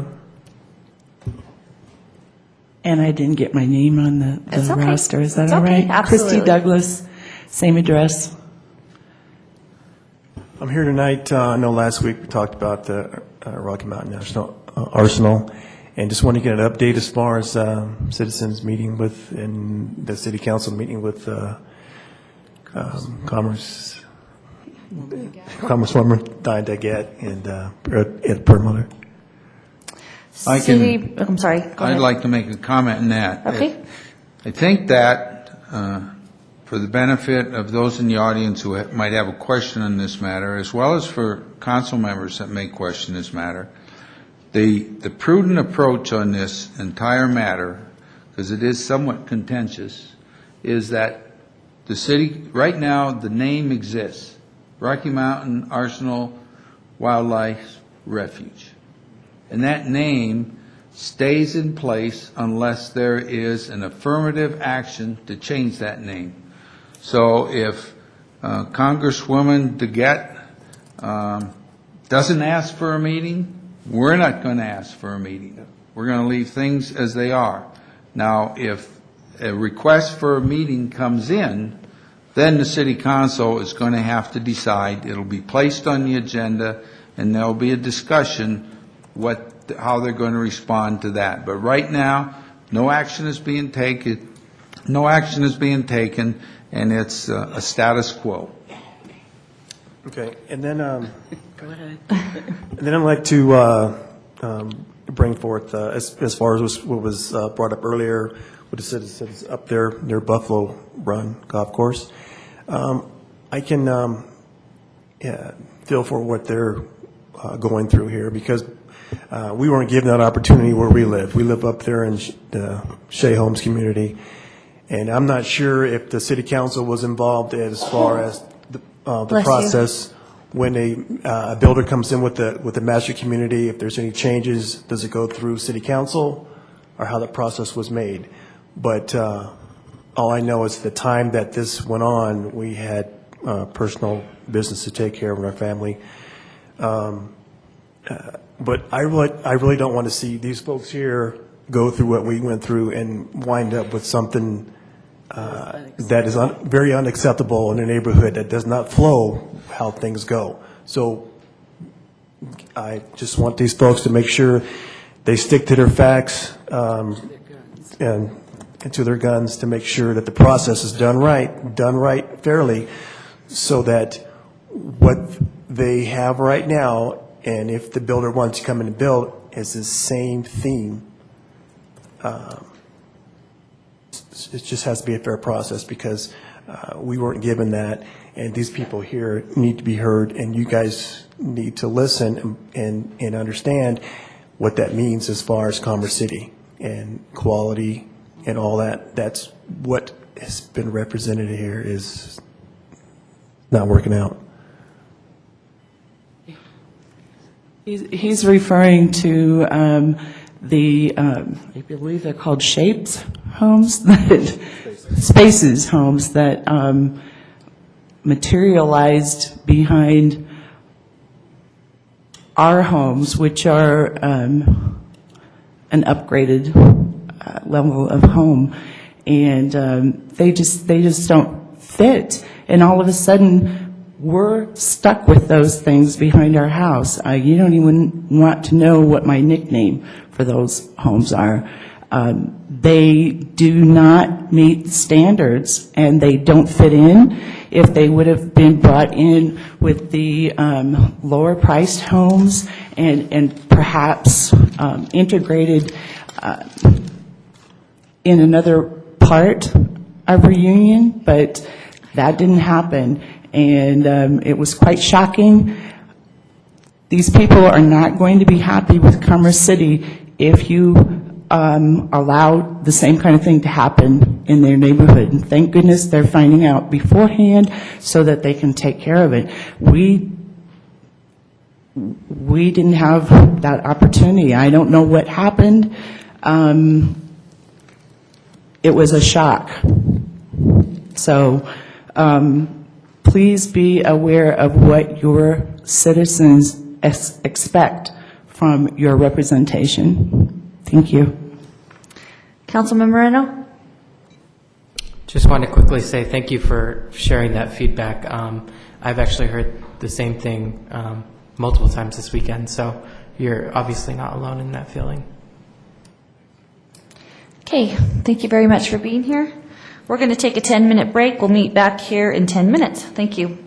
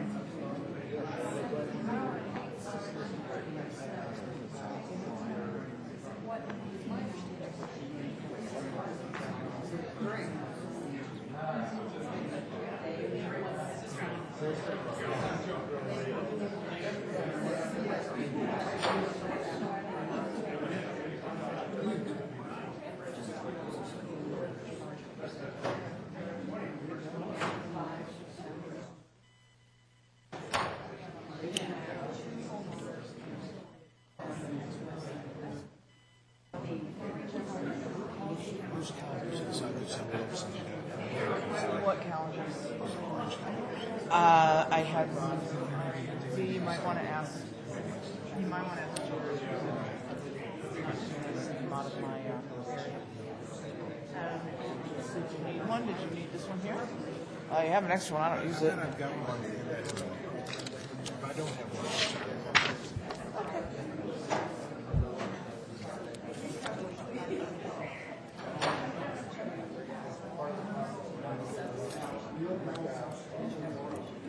Let's see if I can.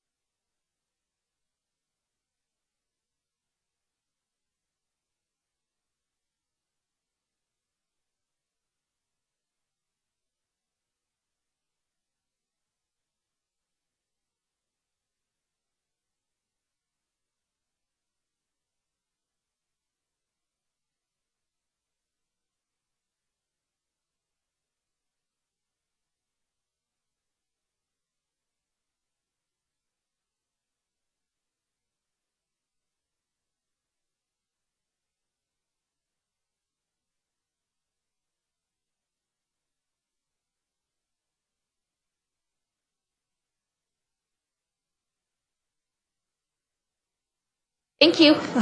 You're on. Hi, everybody. If we could just get everybody back in their seats, that'd be great.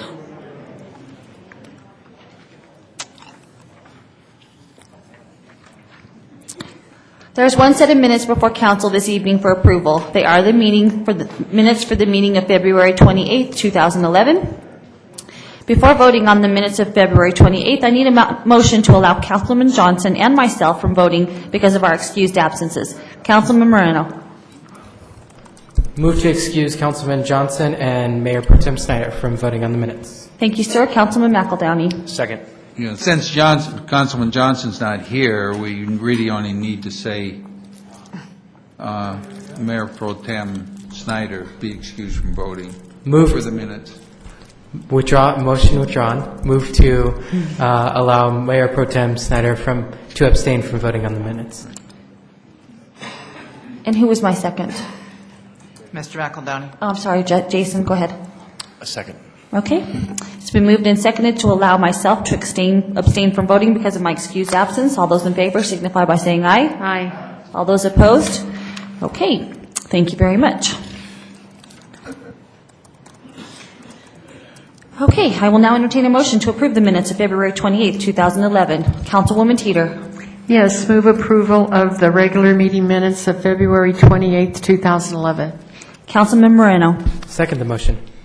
Thank you. It's been moved and seconded to approve the minutes of February 28th, 2011. Is there any discussion? All those in favor signify by saying aye. All those opposed? Motion carries. Now we're on to Resolution 2011-16.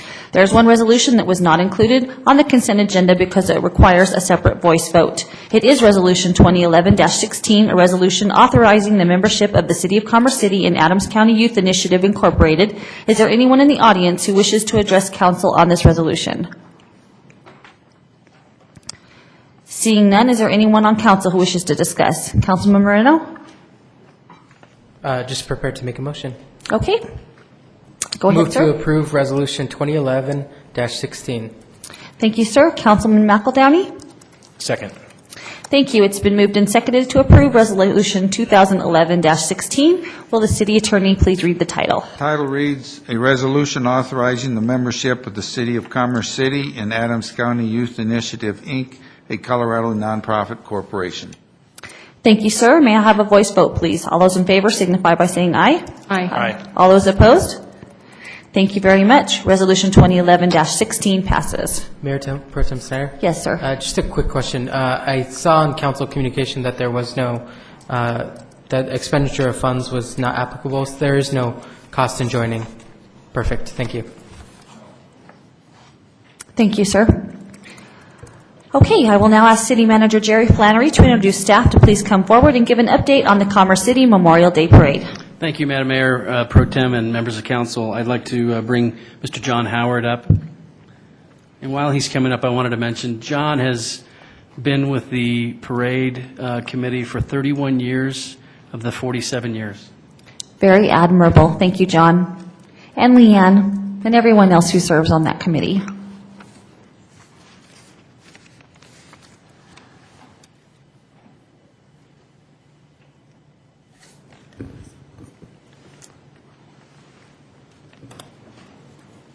I lost my buddy. Yeah. So, Honorable Mayor Pro Tem and members of City Council, it's really a pleasure to be here this evening. Normally we give more of a logistical update on the Memorial Day Parade, but this evening I've been asked to give a little bit of background and history. I guess because I've been hanging around the parade for that long, they felt that I could do that. Parade this year, May 30th, 2011. It'll start at 10 o'clock, same time as always. This background is really from my perspective. I have to be honest with you, in 31 years I have never seen the parade from the reviewing stand. I always do the staging. I volunteered one time and haven't left since. So the information I gathered was from the computer records that we have for staging and what I know of the parade just being associated with it. The concept really began with Frank Nakagawa and some other members of a local veterans group And I apologize, I don't know which group that was because our records don't go back that far. Frank served as the parade chairman for 22 years. And I'll go back and forth to notes here. Let's see, he actually began in 1965. Frank received a special award, I noticed in an article that I read today, 1974 for having been the parade chairman for 7 years. He hadn't been a council person yet. Then he became councilman in 1979, all that time serving as parade chairman, and then served on council for 8 years until 1987, still as the parade chairman. So that's 22 years total that Frank put into the parade. Frank was followed by Councilman Roland Cole until 2000 and Councilwoman Debbie Mitchell until 2004. As I mentioned, I started working with Frank on the parade in 1980. I've stood on the same manhole cover in the middle of Olive Street and 64th Avenue for 31 years. Become quite familiar with that. We've had rain, snow, hail, tornado warnings, more often than not sunshine, and several times tremendous heat. Not one parade has ever been canceled. That's something to say, I believe, for our parade, something that we're quite proud of. In fact, one year it was raining and drizzling, and we had a group of, it was a military group, that actually came from Denver's parade, and back then they kind of coincided, and Denver's parade was canceled. And they came out to Commerce City and asked if they could be in our parade. And we said yes, they've been here ever since. So, you know, never have we canceled a parade. There's a lot of commitment to that.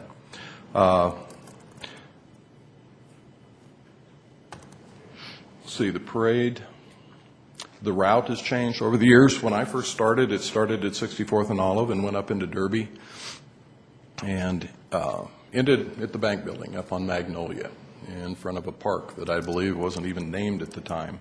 Then we changed our route, and it goes from 64th and Olive to the Rec Center and the Veterans Memorial. In 1974, I found an article. The parade lasted 1 hour, traveled a mile, and it had 30 entries. And that was really a big deal at the time. Currently, our parade lasts over 2 hours. Our route is 1.5 miles, and we averaged 124 entries over the last 15 years. We've had as many as 153 entries. Staffing, let's see if I have anything else here. A couple other interesting facts. In 1976, George Washington High School Color Guard actually led our parade. That's something I didn't know. As far as staffing for the parade, it's truly a citywide effort. We've had just an amazing group of people that I've worked with, from Parks and Rec, Public Works, PD, Neighborhood Services, the city manager's office. We start in early February and start looking at what was done last year, what we could improve on, and start putting together the logistics for the next parade. We have a checklist that's probably a dozen pages long that we go down every year, just crossing T's and dotting I's, making sure that all the things are in place. I'm most familiar with staging, and it takes 34 people to stage this parade. And you have all been there and you've seen the neighborhood, the area that we work in. 34 people to put all of the pieces together and send it down the road looking like a parade. I'm rather frugal, so 33% of the people that I use are salaried employees, directors, division heads. Roger Tinklenberg, Greg Clemens have been helping me for years. Then the next part, the other 23%, are family members belonging to that 33%. When I got married 16 years ago, it was a requirement that the parade happened, and my wife had to be there. My wife, my daughter, Greg's wife, Roger Tinklenberg's wife. You can't believe the family that come out and help us put this parade together. It's just a fantastic effort. I have recruited people before. They're all volunteers, by the way, the remaining staff. They are paid, however, they all volunteer. Haven't told anybody they had to go. Had a few people wonder what they were getting into, and they all left with the same thing. That was really fun, and we'll see you next year. I've had some, Liz Finn in the police department. Every year she comes back, and she'll send me an email that she's volunteered before I even call for volunteers. Great group. Background, some of the entries, dignitaries. We've had active military and, of course, veterans, retired military. Excuse me. I'm not going to go through the whole list. There are some I'd like to point out. The Model A Ford Club has been with us since day one. The Elgeville T. Nobles have been with us since the very first parade that I worked on. They've expanded, and of course the potentate made it a full call-out. So now the entire shrine contingency comes to our parade. Syrian Temple's been there forever. Used to be Blue Knights, Casper Troopers occasionally, and we could get them, but budget, timing, it just hasn't worked out. We did have a Marine Reserve unit in Commerce City years ago. In fact, they occupied a building that was just directly to the north of Burger King. Energetic group, I've got to say. One thing they had that really made our parade, we had a track-mounted howitzer. Now, mainly they wanted to help the police department on some of their drug busts. And they figured they could poke the barrel through the front door and say hello. But they volunteered to help with the parade as well. And so we had that track-mounted howitzer. Unfortunately, that year, it turned out to be hot. And the engine needed a lot of work. So it didn't pay that year to be on the right-hand side of the parade route because you kind of got painted with oil drops from a smoking diesel engine, and the street department wasn't too happy with what a tank basically does to a hot asphalt street. One more year and they left town. The Westerneers have been with us forever. Senators, governors, both state and U.S. One year I recall we had Roy Romer, and it was really fun when he came out because it was pretty much unannounced. We didn't know that he was coming. And you remember Mr. Romer always wore the leather bomber jacket. And he showed up in a big black car, a lot of security, got out of the car, and all of his people got out of the car, and they were going to escort him down the parade route. And I remember him turning to them that says, if I see you or the car before I get to the end of the parade, you're fired. And so you should have seen some people scramble on how to provide security for a governor that didn't want anybody around. And I would venture to say that Mr. Romer put in 3 miles because he just walked back and forth diagonal across the entire parade route. It's fun when those things happen. It makes our parade exciting. Sheriff's Posse's been there. Commerce City school bands. Adams City High School ROTC has always been there for us. Of course, the community organizations, and to me the last thing is probably one of the most important. It's families, little red wagons, and bicycles. Anybody that has applied to be in the parade has been welcomed. There are no fees, no entry fees. Everybody is welcome. It's not like some of the other parades. Commerce City has welcomed anybody at any time. I was interviewed one time by the Denver Post, and that's the one thing that I thought was so important, that Commerce City is open to all. It's a great feeling to work on that. Some of the background on Grand Marshals, this is as far back as my records go. Won't go through the list, but these are the Grand Marshals that we've had throughout the years. And you notice in 2005, we started having more than one Grand Marshal. Mentioned that there was Frank, Councilman Cole, Councilwoman Mitchell. After that, we didn't have the parade chairman, which was an appointed council position. So the parade committee, we took that upon ourselves because we knew that we had to fill that position as Grand Marshal. We advertised in the paper, a lot of word of mouth, those types of things, and many times it was very difficult to find a Grand Marshal. And frankly, I agree with what was said this evening about process. that we can probably do some things with the process, and we'll mention some of that at the end of the presentation. However, that being said, this group of people sought out grand marshals, and some that I remember. One year, I know, we went to pick up golf carts to transport city council. We still didn't have a grand marshal, and in fact, a lady that worked at the golf cart dealership that we got them from, her dad used to live in Commerce City, was in World War II, and would maybe want to be the grand marshal. And we, in fact, went in, got golf carts, a grand marshal, and a convertible to transport the grand marshal, all in one shopping trip. It was fantastic, because this is something that has really scared us, trying to make sure that we always had one available. We've used staff before. Many times we'll contact a number of people, and they're really not sure if they can participate in our parade. So we'll ask 3 people, and then later on down the road, all 3 say, yes, we'd like to be there. So that's probably why you see we've increased the number from time to time, is that we've had 3 people finally commit. And I personally wouldn't like to be in the position that we'd say, I'm sorry, we only need 1 and you 2 can't go. So we just used all 3. It's worked out well over the years. We've represented a number of wars, conflicts, those types of things.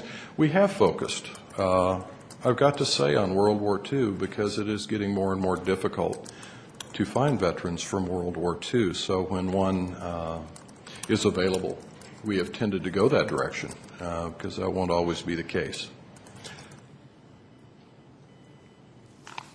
So again, focus on local veterans with a preference towards World War II veterans. Prior to 2006, Grand Marshal was selected by the parade chairman. After 2006, we have used media releases, a website, suggestions by word of mouth, informal nominations, if you will. Again, many times it's been difficult to find a Grand Marshal, and we've used multiple Grand Marshals. For 2011, the Grand Marshals, we thought it was very unique that when it came up that one family, 4 generations, and 4 different war eras. That we thought was very unusual and very different than what we've had in the past, and so we capitalized on that opportunity, frankly, as soon as we heard it.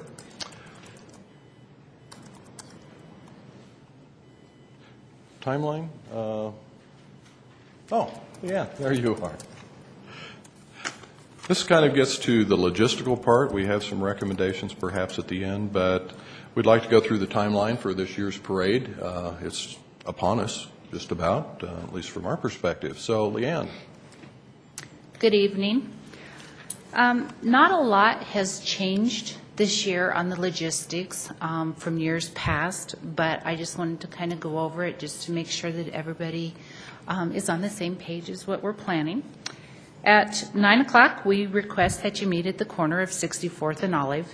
And kind of jumping a little ahead, once again this year we will have the shuttle bus available at the rec center. And what that will do is allow you to go ahead, park at the rec center, ride the shuttle bus down, and then as you end coming through the parade, you end up back at the rec center where your car is. So that is available for you if you would like to use that. And they start transporting folks down there at about 8:45. At 9:30, we're going to have council leave the staging area, and they will come down the route.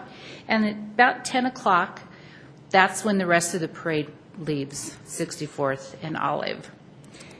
About 10:20 or so, that's when council gets down to the actual memorial, and that's where we'll start the opening ceremony.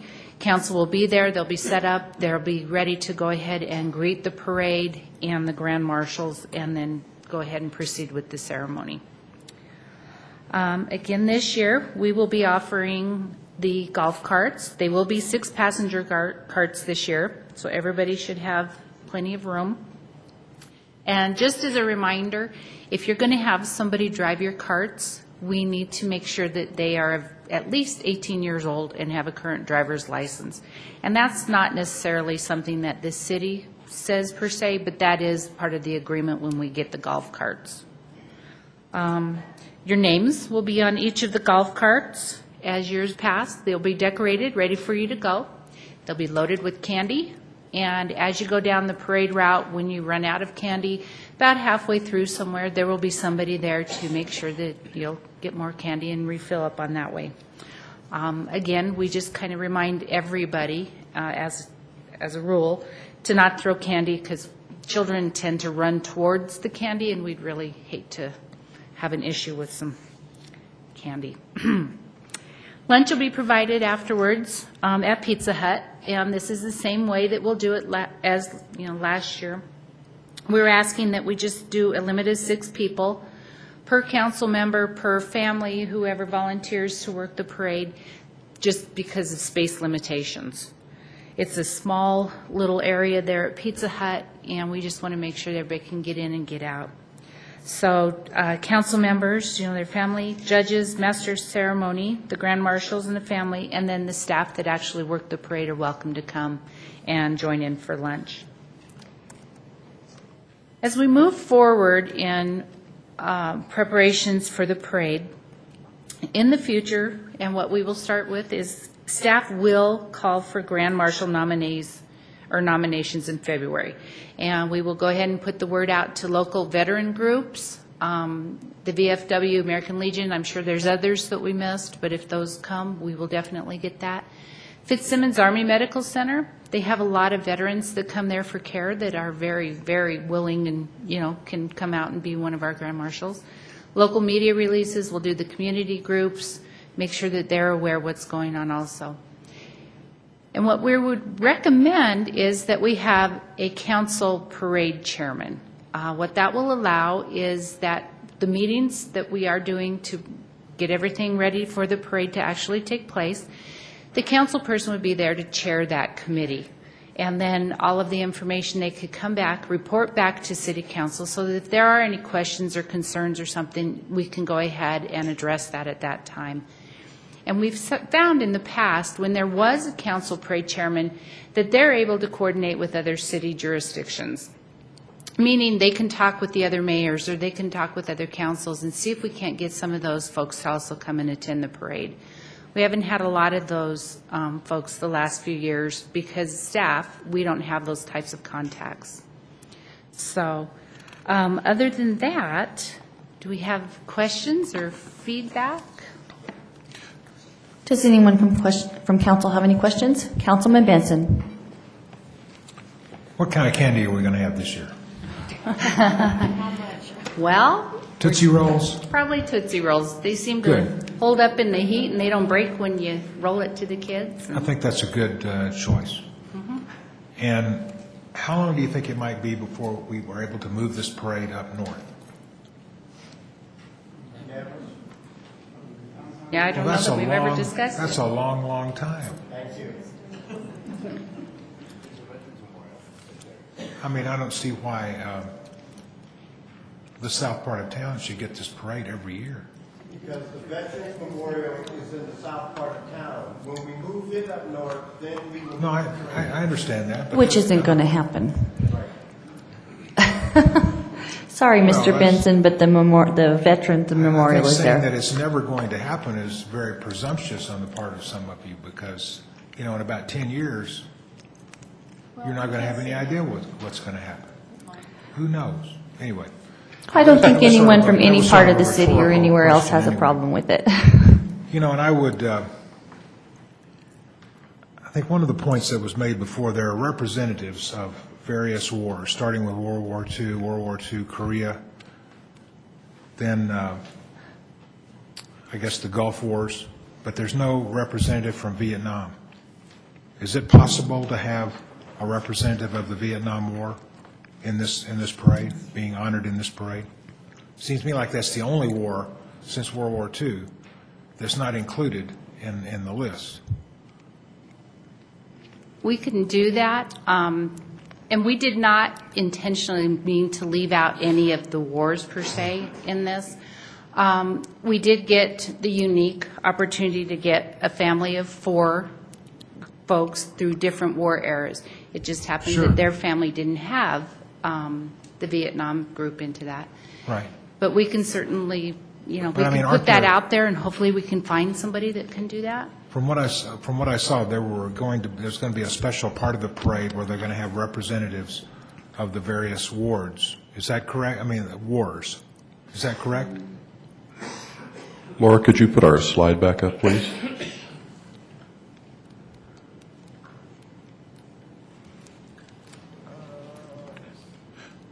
For 2011, World War II, Korean War, Desert Storm, and Iraq is what would be represented.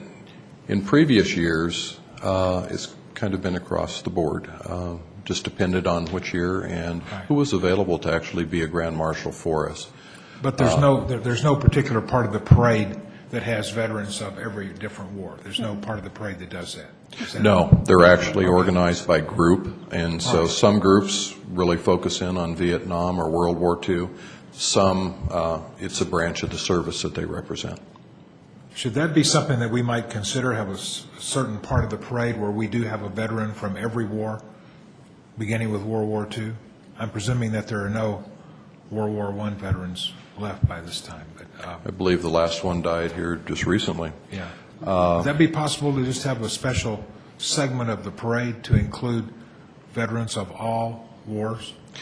From what I've seen, most of the groups want to stay intact, and so we do have those on the first street, the military street, if you will, that we have these different groups, but it's very difficult to separate out Vietnam from one group and another because they all want to be together. It's, in fact, the VFW, American Legion, military vehicle collectors of Colorado, that sort of thing, that they want to stay intact. That's their group. They themselves want to stay together? Yes. Is that what you're saying? Okay. Very much. All right.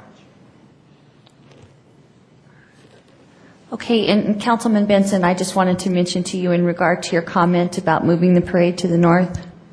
I'm sure that the good people in the northern range don't mind coming down to the southern part of Commerce City. We have people that come from all around Colorado to participate in the parade show, so I'm sure that the good people of the northern range of Commerce City won't mind coming up for the parade. Councilman Moreno? Well, I don't know how you can be so sure of that, but Well, people do come from all over the state to participate. I am definitely going to come down for it. Well, I appreciate that. Thank you. Councilman Moreno? Can I address Councilman Benson's concern real quick? Absolutely. There would be no problem at all addressing all, the wars like you had just mentioned. The problem is trying to come up with veterans from each era. And the way that a parade or a council parade chairperson could do would be to assist in doing that. As staff, we don't have those contacts out there. We can send out the press releases, we can send out the word of mouth, the whole bit. But, that is a key part where a parade council person could really help, is in trying to identify those folks and making that, because that would be a really good idea. Well, the significant thing to me is what John Howard just said, and that is that the VFW people, the American Legion people, they themselves want to be all together and not separate themselves out by the various wars. And if that's the case, I would certainly yield to what they wanted to do. Right. Did you have anything else, Mr. Benson? No, thank you. Councilman Moreno? Maybe I'm just biased, but I was hoping we'd have a little more diversity than just the Tootsie Rolls this time. Times are tough. Tootsie Rolls are cheap and economical, but I was hoping for a little more diversity, but that's okay. I'll take your suggestions. Okay, appreciate it. By all And actually, I just had a question. Who is currently on the Memorial Day committee as of right now? I can answer that. Leanne Noel from the City Manager's Office, Karen Santos from Community Development, Lynn Hallowell, City Manager's Office, Marvin Rodriguez from Parks and Recreation, who, by the way, has been there as long as I have, Charlie Shefflin from the Police Department, Alan Colon, Deb Harrell is from my department and actually arranges the category judges that are responsible for figuring out who gets the awards at the end of the parade. And that's something that we acquired after 2005 as well. Ross Hilker from Communications, Michelle Halstead from Communications, Leonard Dietz from Public Works, Tim Duda from Parks and Recreation, Kendall Grove from the Police Department, and myself. So it's quite a group of people. Brings into play every department that we have in the organization and their expertise, from signs, street sweeping, to Santalets, as far as that goes. So, I mean, we cover it all, and that group just tries to make the entire thing happen and go smooth that particular day. And actually, there's a tremendous amount of planning, work that goes into that, and it's about 4 hours that we put it together. A tremendous amount of history of the seniority of the people on that committee, because you named 5 people there that I know have been with the city over 20 years. 30 years, So yeah. there's a tremendous amount of institutional knowledge on that committee.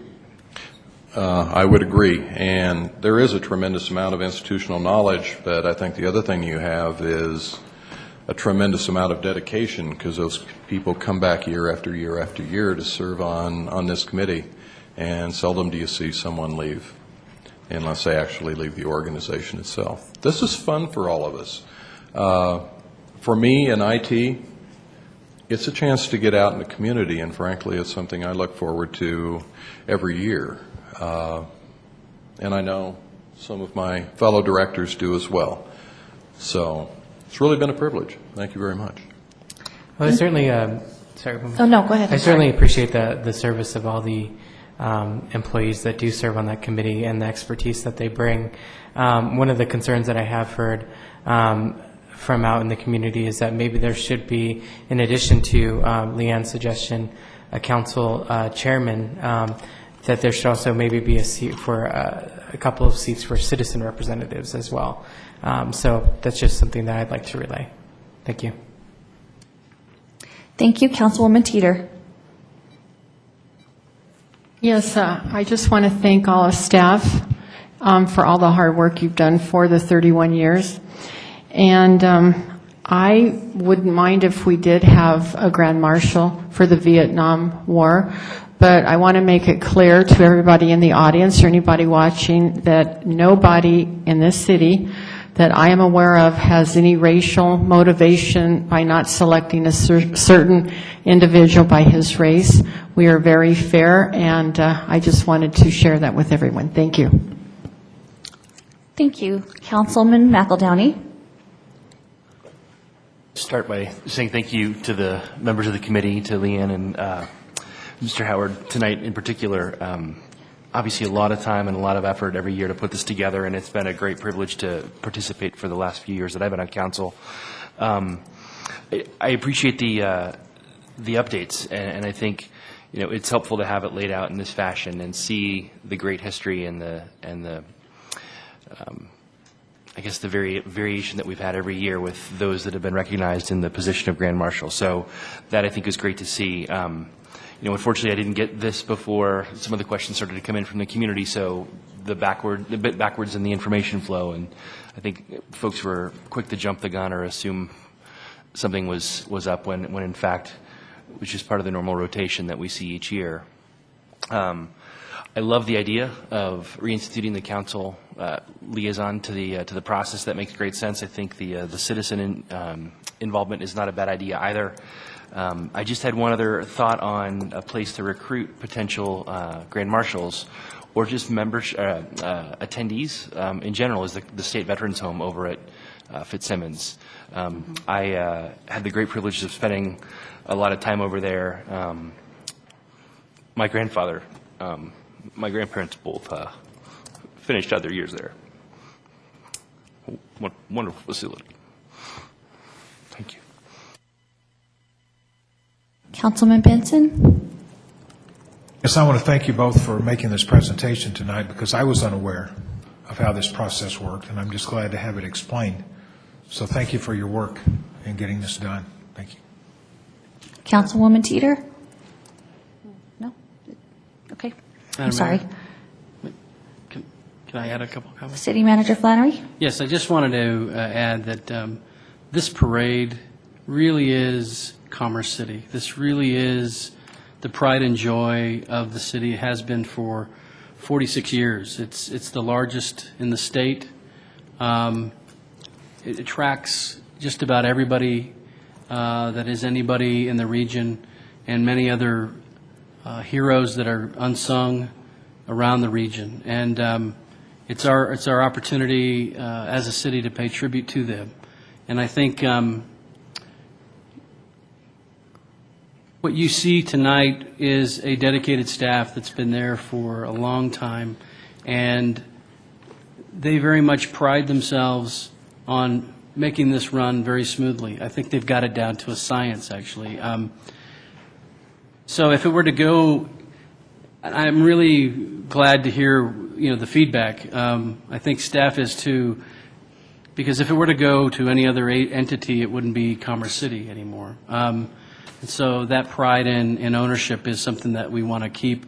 But I think the additional process, and process is a very important thing, and I think, it is key to stress it. And I think, appreciate it being called to our attention that there are things that can be improved on.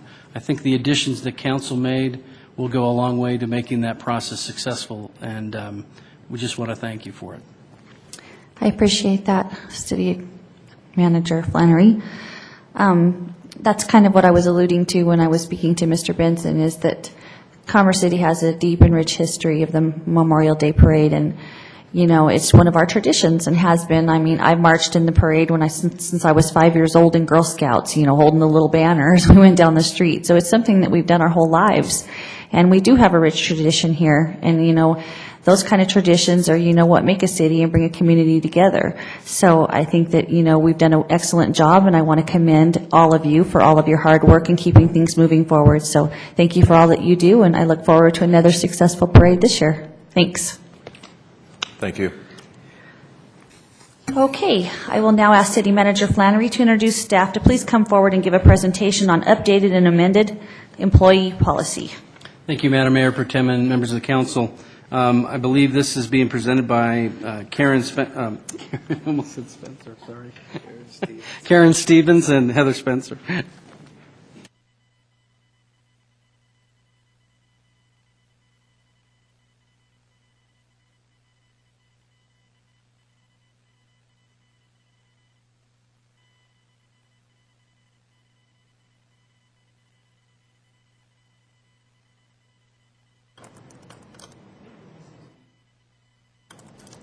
Okay, perfect. Well, good evening, Honorable Mayor Pro Tem, City Council. I'm very excited tonight to have the opportunity to be before you and bring the draft employee policies that have been a project that HR and legal have jointly worked on for quite some time.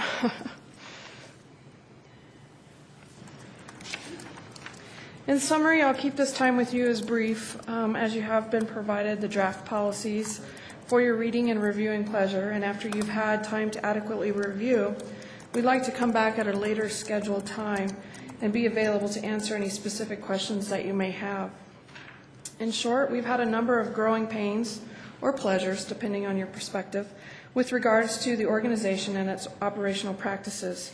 And for ease and simplicity, we have been working together to produce a single document that are the governing policies and procedures that all employees can use for purposes of understanding the organization and practices now referenced as the employee policies.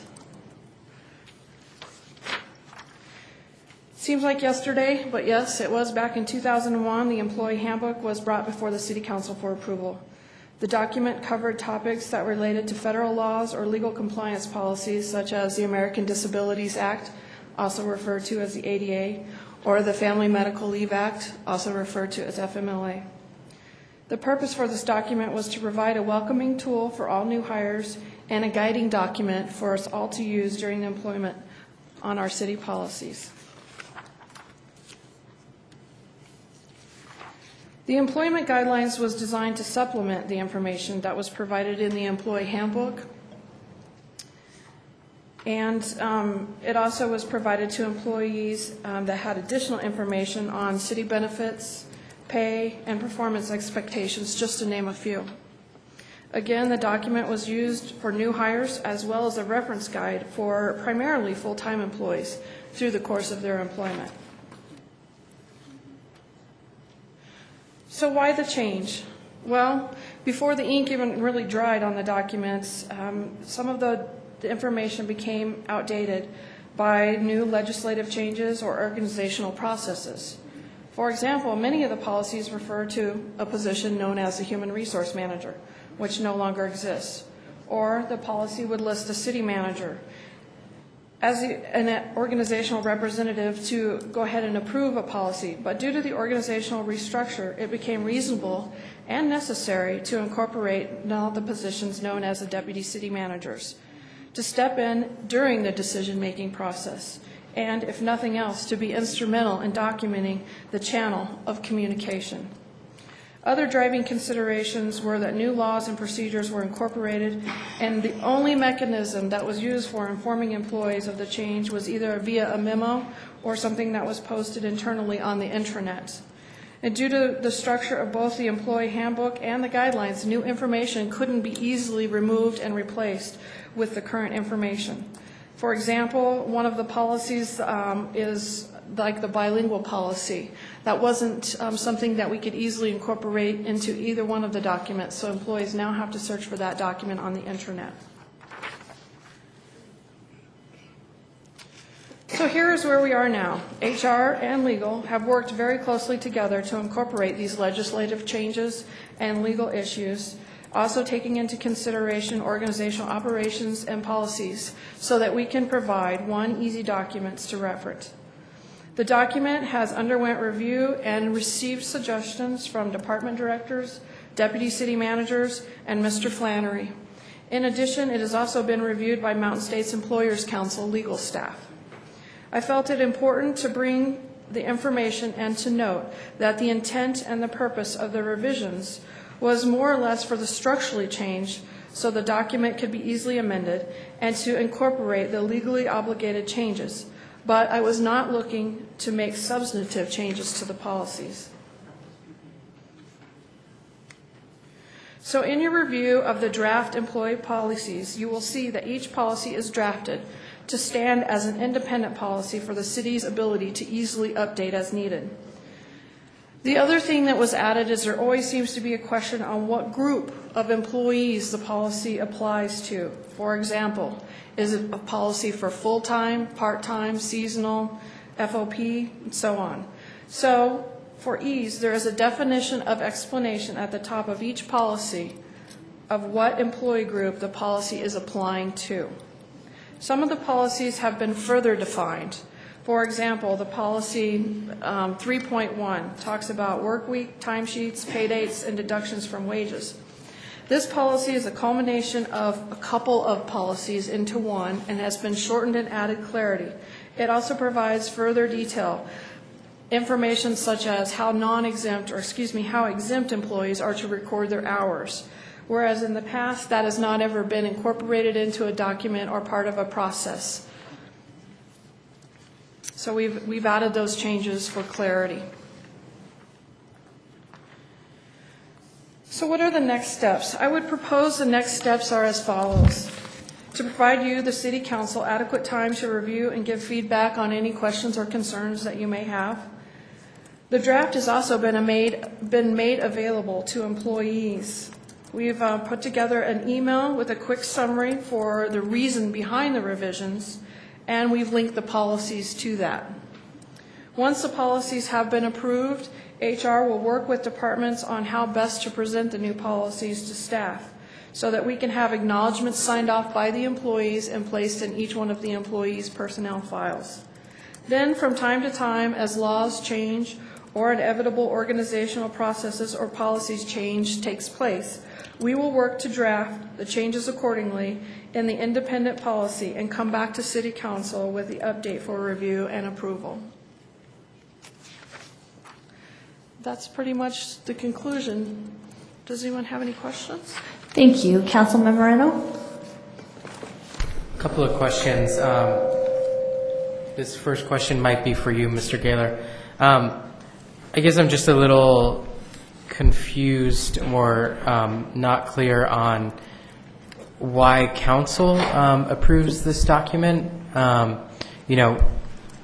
Based on the current city government, form of government that we have, the city manager is the administrative head of all personnel. I guess because I'm new to this and I haven't experienced this before, why is this document approved by city council? Because it deals with employment. I'll give you an overall answer, and then I'll defer to Karen and Heather for a more detailed answer, perhaps. But when you have an opportunity to read through the document, you'll find that not only does the document deal with administrative processes, but it also deals with overall policy issues that really need to be set by the city council. So, and this is the document that will be approved by resolution, so there aren't penalties involved for violations that would cause an individual employee to be cited in the municipal court. It's not that kind of document, but it's setting forth an overall set of policies that is to govern the city, and that is a city council responsibility. Do you have anything to add to that? And there's one critical element too, and that is under our city charter, there is a specific provision under the city manager's authority which indicates that he can basically recommend to you appropriate personnel policies, but the implication is that you all need, while he recommends them to you, you all need to bless them. Does that make sense? Yeah. So it is specific in our charter as well with regard to you all giving the final blessing on it, because again, it deals with policies, general policies. I appreciate that clarification. My other question, I'm not sure where the employees are at in this process, but will the American Federation of State, County, and Municipal Employees have any input into this document? Have we consulted them about it at all? Just a question about that. Boy, this is fun. All employees were copied on that email and had a link to this particular document. It wasn't provided to the American Federation at this particular point in time, and one of the reasons is you'll remember that the ordinance allows them basically to collectively bargain on certain issues. This isn't one of them, but that doesn't mean that we wouldn't take their input to the extent that they have it. We just haven't formally done that, and if you'd like us to, I don't know that we would have a problem with that. Well, and I would also like to add that, again, the rewrite is not taking away any of the benefits that the employees currently have the luxury of. This is, again, just a document that is kind of combining both the handbook and guidelines and just adding some clarity. So once you read through that, you'll see that we haven't made, again, the substantive changes that would in any way penalize employees. Madam Mayor Pro Tem and Councilmember Moreno, I actually recently met with Mr. Alan Lee and specifically invited him to do an audit of all of our personnel regulations just to give us some feedback. I think it's a healthy process, and certainly if there are items in there that are of concern, we welcome the feedback.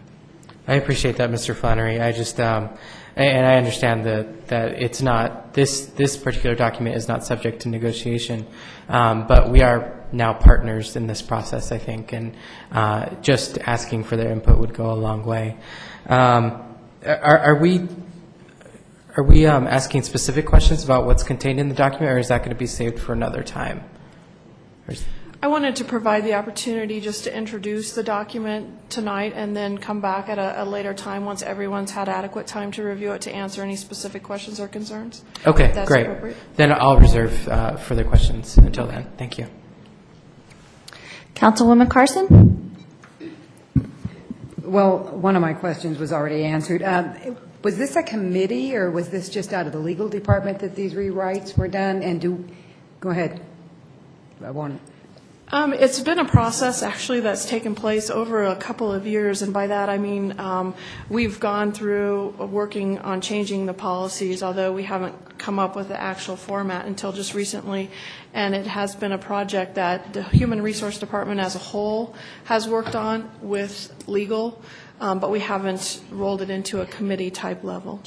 Are you looking at any time at forming like an employee committee that sets on a policy and handbook council, so the employees have a little more active role in that, or not? Or At this point in time, at least what we had done was we had took it to the department directors, and some of the department directors had taken it back to their departments in department-type meetings to gather feedback and collection. But I think for future revisions, that's something we could consider.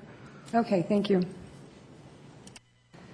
Thank you. And City Manager Flannery, I also want to say thank you for what you said earlier about how you're working with the American Federation. I appreciate that.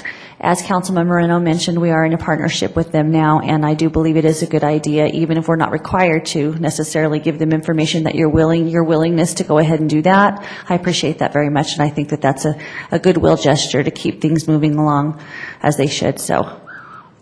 Madam Mayor Pro Tem and members of council, I wanted to mention something to piggyback on Councilmember Moreno's comment. If you do have comments, it would be probably very helpful to these two ladies to have those before the next meeting. If you have them and you can communicate those to us, then we can actually bring those forth to say, here are the comments that were made in the interim period, and then actually present to you what the issues might be. Okay, great. Thank you very much. Councilman Moreno, are you on again? I am, and I just can't resist asking one question before this. The bilingual compensation program, I think that's fantastic. And it said in the regulations that it's pending annual approval through the city budget. Have we continued that? Have we been able to continue funding that program? Yes, sir, we have continued funding that program. That's great. I think that's genius and really good, considering that we have a high population of Spanish speakers in the southern part of Commerce City, particularly. Thank you. I don't think you'll ever see that item go away. Thanks. Yeah, I was going to ask you, City Manager Flannery, that's been in there as long as I can remember, so that's been a part of the plan for a long time. Would you agree? Correct. That's what I thought. Okay, yeah, and it really is an excellent program, and I definitely think should be continued, but I was thinking that it had been in there for a very long time. So, thank you. Does anyone else on council have any other comments? Okay. Thank you very much, ladies. We appreciate it. Okay. City Manager Flannery, would you please introduce staff to come forward and give us a presentation on the long-range financial plan? I think the next presenter needs no introduction, but I will We anyway. know who he is. Roger Tinklenberg, Finance Director. Money Man, please come forward.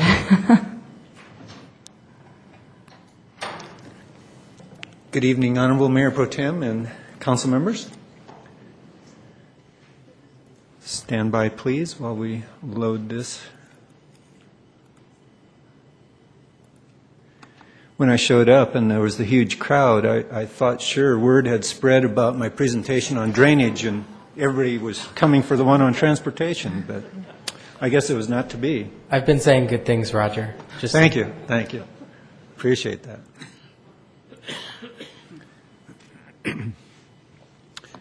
When we started this process, we laid out a schedule, and the first presentation was on revenues and operating costs.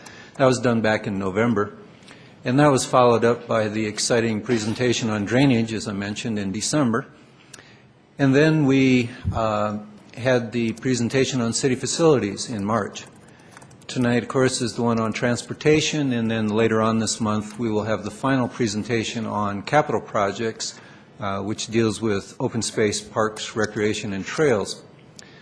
The final presentation, then, is the one dealing with fiscal policy and strategy recommendations in May, which will give you the opportunity to look at the balance between all of those topics. And the needs that we have in terms of capital costs, but also the ongoing operational revenues and costs that come with operating a city.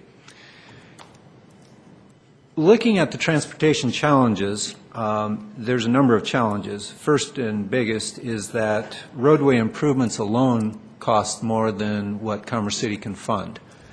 We're looking at basically over $1 billion worth of improvements that need to be made at some point, and that's billion with a B, not with an M. And so when you look at our annual capital improvement program, which can fund currently between $3 and $6 or $7 million per year, it's going to take a long time to get to $1 billion.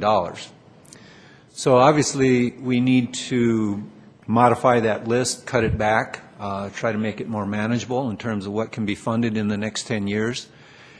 Also, many of the projects are dependent on other agencies. They also have limited funding, particularly now with the economic downturn. Another issue is that the C3 Vision Comprehensive Plan estimates that the future population growth will be just under 2% per year. Now, historically, it's been 12% per year, total of 118% for the last decade. And as you know, population growth creates demand for roadway improvements. So that right there is another challenge. We'll see if the population growth actually occurs at that rate.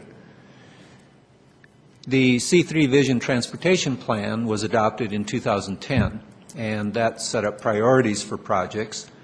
That was based on a planning process that used a community-driven process, basically, gathered input from citizens, a lot of input that was provided in a number of meetings. The plan also sets goals for multimodal transportation improvements. Now, along that line, our roadway improvement projects that are designed include bicycle and pedestrian safety. They also integrate with regional transit, and they address traffic congestion and safety. So they go beyond just a street improvement. They look at the multimodal functionality. This map shows where all of those projects need to occur. You can see it's pretty well all through the city. It's almost all of the major arterials. There are two major arterials that have been completed, and that's Quebec Street and 104th Avenue. Now, 104th Avenue is not totally complete, neither is Quebec Street or Quebec Parkway, because eventually part of Quebec Parkway will need to be widened as well. But we have two projects done, and there's a lot left to do. All of these are the high priority projects listed in the C3 Vision Plan. Tower Road, US 85, 96th Avenue, et cetera. All of those are listed as high priorities. And as you can see on the right-hand side, a number of those are dependent on other agencies, and I've listed those. So you can see Tower Road, for example, there's a Denver tie-in because of the on-ramp at Pena Boulevard.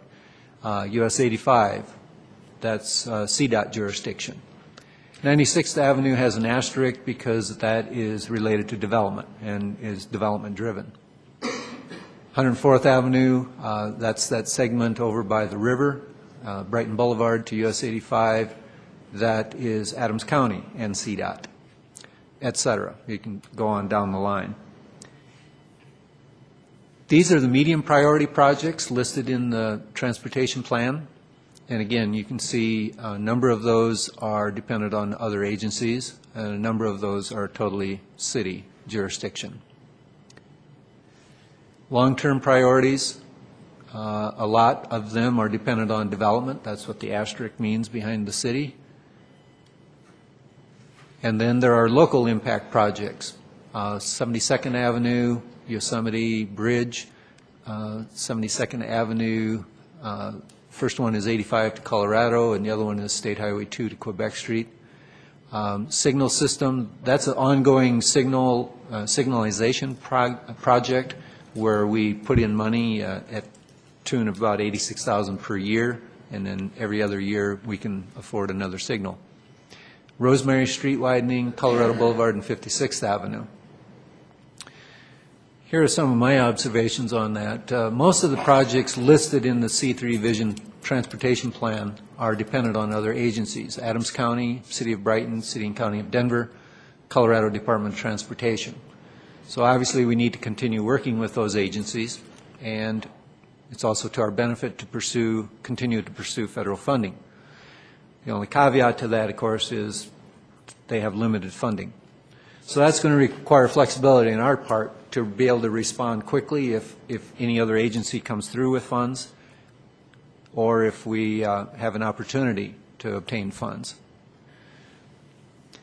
So the criteria I used for narrowing the list is, what do we control? First of all, what's exclusively under our jurisdiction? What is not driven by or contingent on development? And then also what projects were listed as priorities in the C3 Vision Transportation Plan? And then lastly, what can be phased and funded? So here's a list of possible projects. This narrows it down to 11 projects. 2 are high priority, and these are, again, based on the Vision Plan, Transportation Plan that you adopted. Tower Road, 96th Avenue. Tower Road is a widening. That would be $30 million. Depending on the level of finish that you want.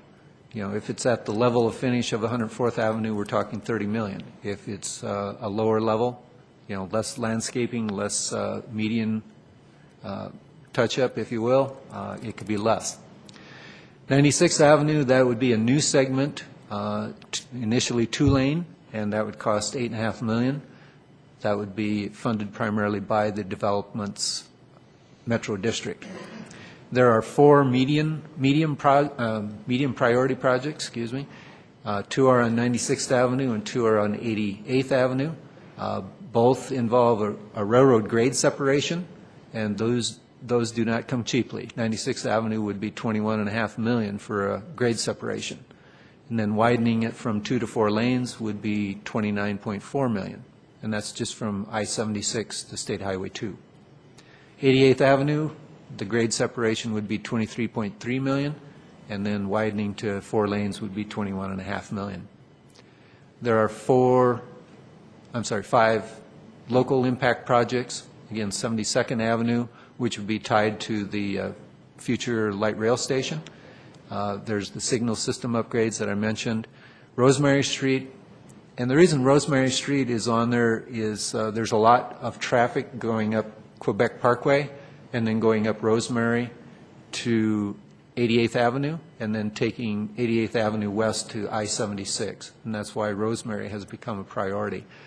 And if you notice, the 88th Avenue widening is recommended from I-76 to Rosemary as a result of that traffic that's using that cutoff. There's also widening of Colorado Boulevard. Again, that would tie into the it would serve the local community, but it also tie into the light rail station. And then 56th Avenue down in the commercial area, widening to 4 lanes. The total for those 11 initial projects is $173 million. We can't fund that either in the next 10 years, because that would be, in effect, $17 million per year. So obviously we need to look further. Road impact fees cover only part of the cost, and those can only be used in new development areas where the fees are generated. Typically, road impact fees cover only 40% of a new road. So we're going to need alternate funding sources. For that, we have a list of usual suspects. We have general fund. You have the one-time tax assessments. 2010, we had record amount of one-time assessments. That probably won't happen ever again. I wouldn't say never, but it's not likely. So, future growth fund. Well, if we start funding future growth fund again, then that removes money from the general fund. If you recall, the future growth fund was set up by direction from City Council about 10 years ago, and it took 2 points of the 3.5% use tax that comes off of new building construction and put it aside for basically future projects. In 2005, the decision was made to basically suspend putting that money aside, using it in the general fund to pay for the debt service when we bonded for Quebec Street, 56th Avenue. So if we pull that out, start setting it aside again, then that has a general fund implication. We also have the Adams County Road and Bridge tax revenue. That's one of the vulnerable revenues that I talked about when we talked about the revenues back in November, because it's subject to the economy and it's also subject somewhat to the Board of Commissioners' discretion in terms of how they set up the mill levies for the county. So that's vulnerable, and one of my recommendations will be to move that out of the general fund, put it into the capital improvement program. But again, that has a general fund budget implication because it takes that money out of the general fund. It's not a lot of money each year either. In addition, we have the Colorado Highway Users Tax revenue that comes from the state.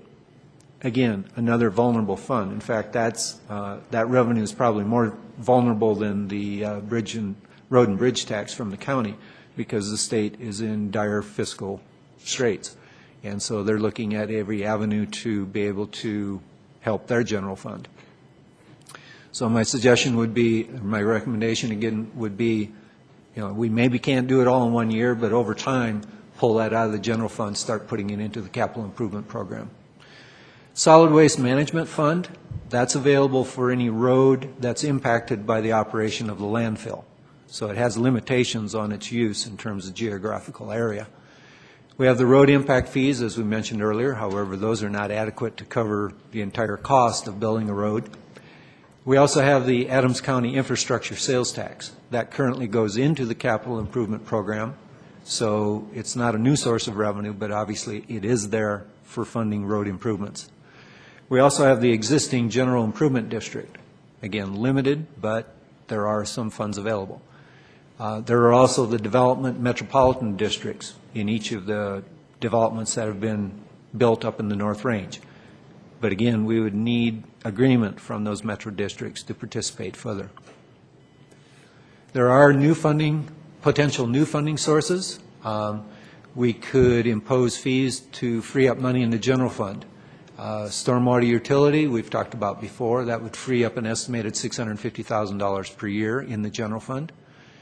We have the refuse collection that occurs currently at no cost.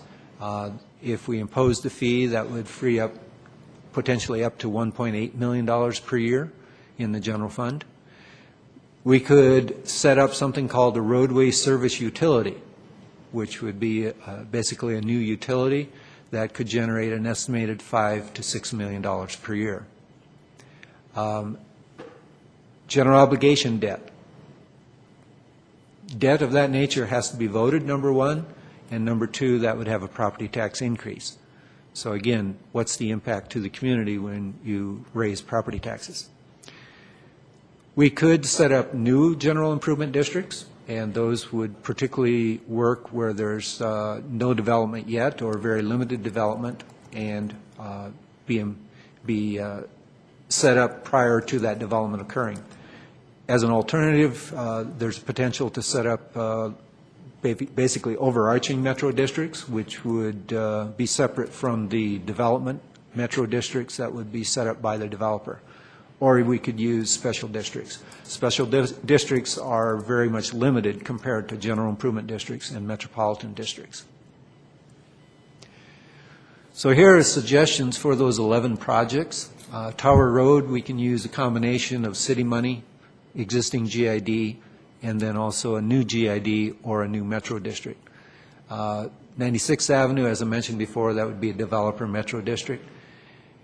96th Avenue, which is the railroad grade separation, that would be city and potentially a new GID or metro district. Same thing with the 96th Avenue widening. Same thing also for 88th Avenue, the rail separation and the widening. We could use some city funds and hopefully also set up a new GID or a metro district. 72nd Avenue, the signal system, and Rosemary Street are totally city. I don't see the potential for these other funding sources for those three projects. Colorado Boulevard, large project, $17 million. Again, city and possibly a new GID or metro district. don't know. That one's a little tougher, I think. 56th Avenue, same thing. You know, we can explore it. Again, it may be tough, but it has potential. So summary of all of that, move vulnerable revenues to the capital improvement program, set project priorities, establish project phasing plans, explore funding, forming new districts, continue to pursue funding partnerships, and then execute the plan. Ongoing operation and maintenance also has to be taken into consideration because new and expanded streets will increase the annual operating costs and maintenance costs for the city. The average cost is estimated at $3,700 per lane mile based on the cost of existing city streets. So as we add lane miles, we'll add to our maintenance costs. So those annual costs have to be factored into the expenditure estimates for the long-range financial plan as well. Also, the city must fund ongoing major maintenance via the concrete flat work and pavement management programs that we have in the capital improvement program. So here are the recommendations for the transportation chapter of the long-range financial plan. Move the vulnerable revenues from general fund into the CIP, set up the project priority, set up a phasing plan, identify funding sources, and then start setting money aside for the future construction. And Council will need to discuss all of those trade-offs between projects, trade-off between the projects and the operating costs when we get to reviewing the fiscal policies and strategies. Here's what's left in the long-range financial plan presentations. The next presentation will be on open space, parks, recreation, trails. That'll be, again, capital projects. And then we have the final presentation on fiscal policy and strategy recommendations.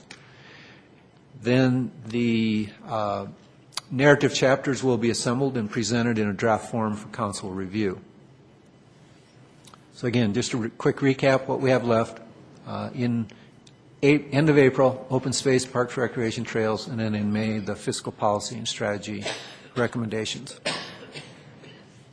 Any questions? Councilwoman Teeter. Yes, thank you for that presentation. It was the second priority, 96th Avenue, completed up from Buckley to Tower. And I saw that it says responsible party paying for this between the developer and the city. Is that Bill Clace that owns that property? That's one of the adjoining properties, and yes, he's the one that is currently interested in pursuing that project. Yes, and I remember years ago, that was in the wording between the two of us. What percentage of share would he have to be responsible for? The city is obligated to provide $200,000 plus the park impact fee is set aside into an escrow.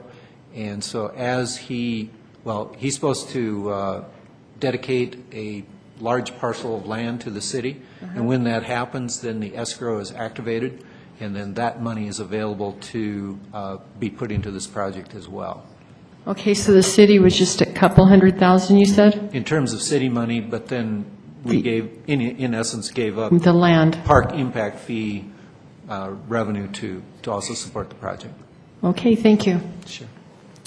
Councilman Moreno. All right, Roger, tonight's the night to tell us where you've been hiding that pot of money. I wish I had a big one. I really appreciate the presentation. It obviously demonstrates some significant challenges that we have in terms of funding these projects. When we've identified in the presentation, identifying the high priority, what kind of time span are we talking about? Is high priority, it should have happened yesterday? Is it needs to kind of happen within the next 3 years? What are we looking at in terms of time frame for those? I wasn't part of the drafting of the transportation plan, so I really can't answer that question.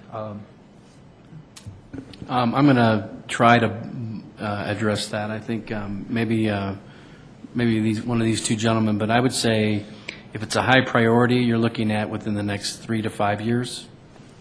Okay, thank you. Councilman Benson. Yeah, thanks, Roger. Are we making the necessary applications to DRCOG to get financing for some or all of these projects? That I'm not aware of. I would defer to Mr. Aker.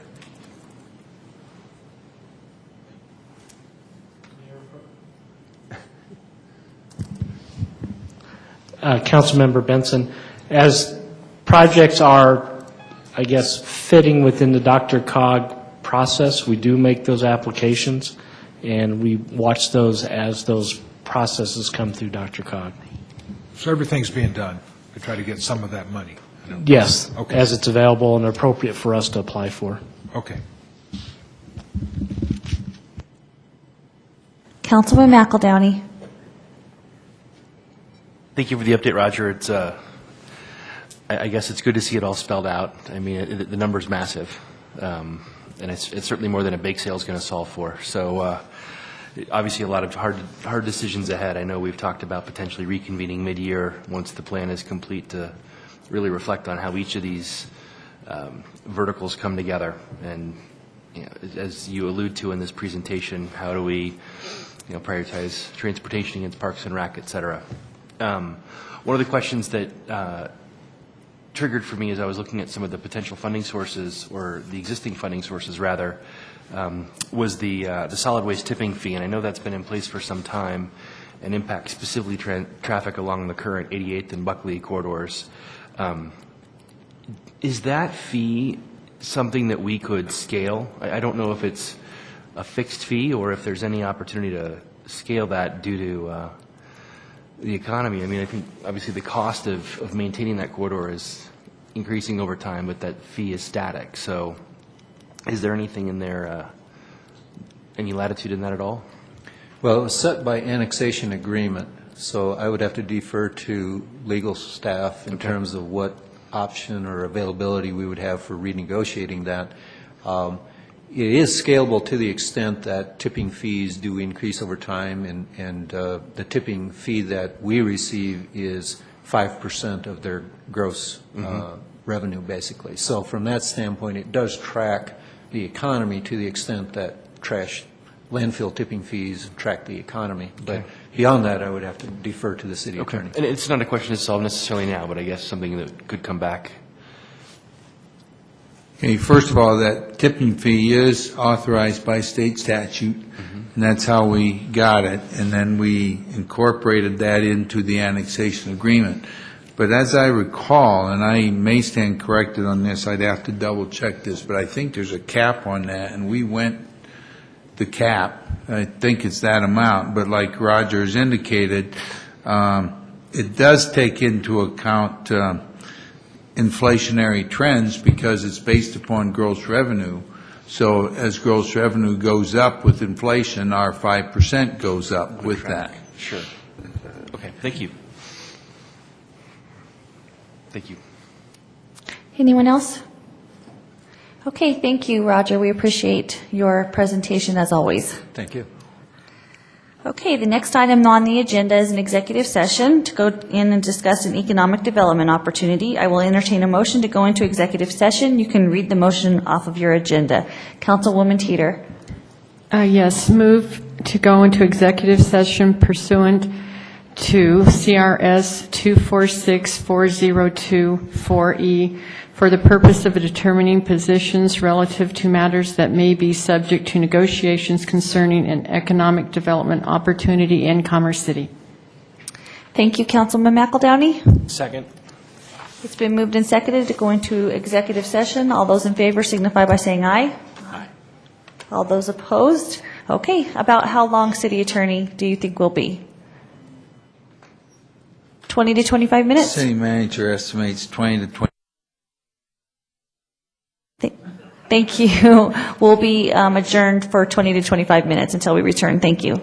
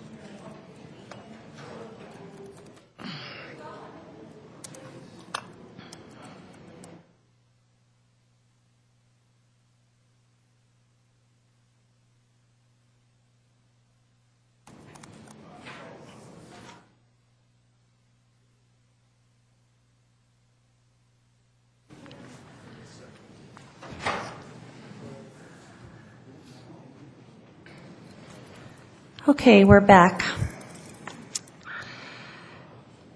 We're back on record for the regular meeting. On to administrative council business. Is there anyone on council that has any administrative business? Councilman Benson.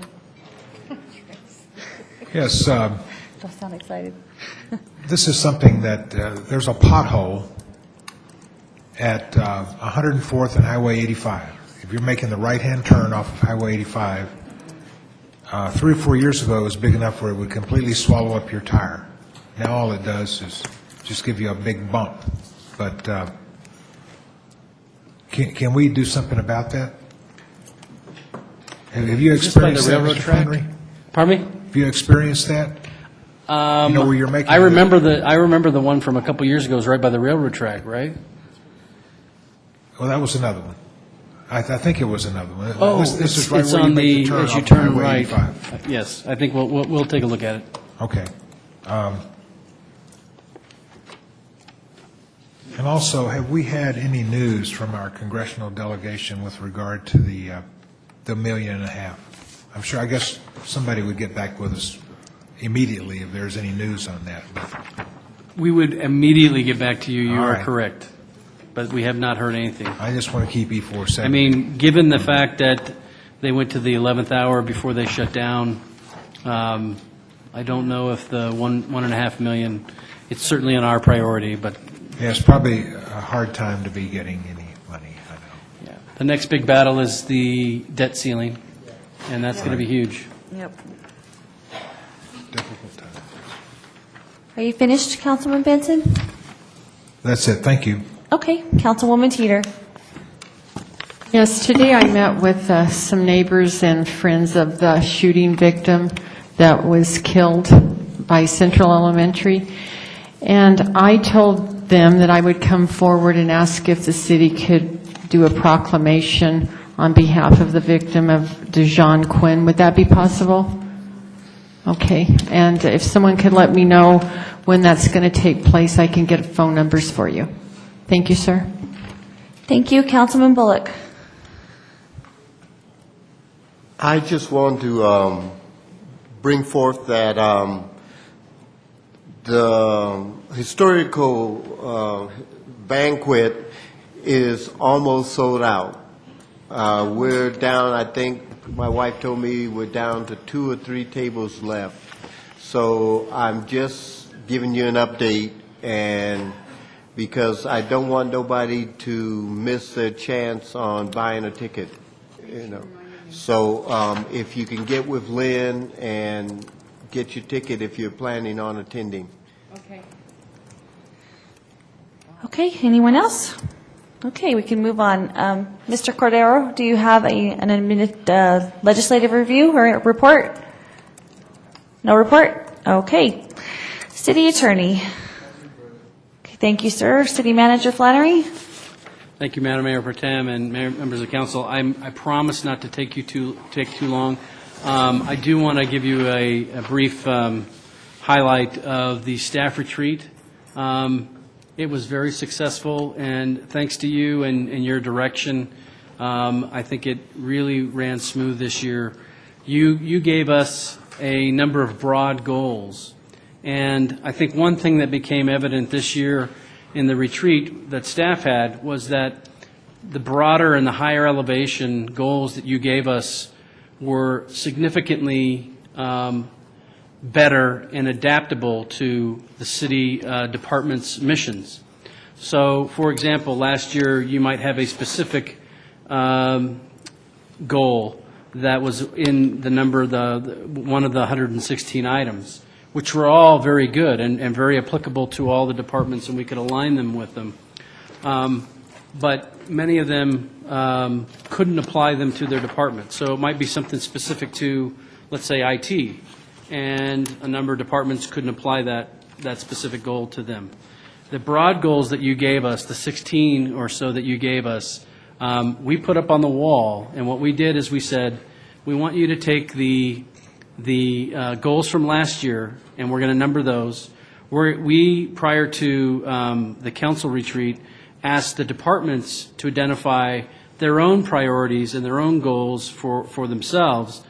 Then we numbered those, and then we put all of your goals up on huge Post-its on the wall, and then we went through and had the city departments take those numbers and that were assigned to their departments and walk through each one of your goals and put their number 3, let's say, is Tower Road. Well, number 3 might actually apply to 3 or 4 or 5 or 8 goals that the city council identified. So every department had an item on one of those big goals that you set. So that comfort level was much higher. It gave them an idea of saying, this is where we want to go, this is where the council wants to go, and so now we can identify these specifics. We had another exercise that we didn't have to do because we thought, well, maybe there's going to be a sticky up there, a big Post-it that didn't have any on them. Well, that didn't occur because we would have then had to have a discussion of what those issues were.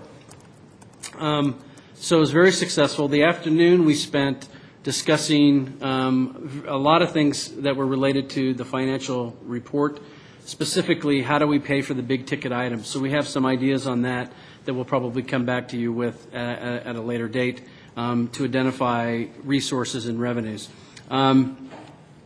What I gave you an 11 by 17 copy and of an organizational planning structure, and this, oddly enough, I wasn't even here maybe 7 months, 8 months when John Howard, our IT director, and I had a very broad philosophical discussion, and I kind of rolled out my thoughts of how these strategic priorities should line up, because it's about aligning with everybody from the entry-level staff, which identified as frontline ambassadors, because they are our ambassadors, and then the implementation level and the policy level.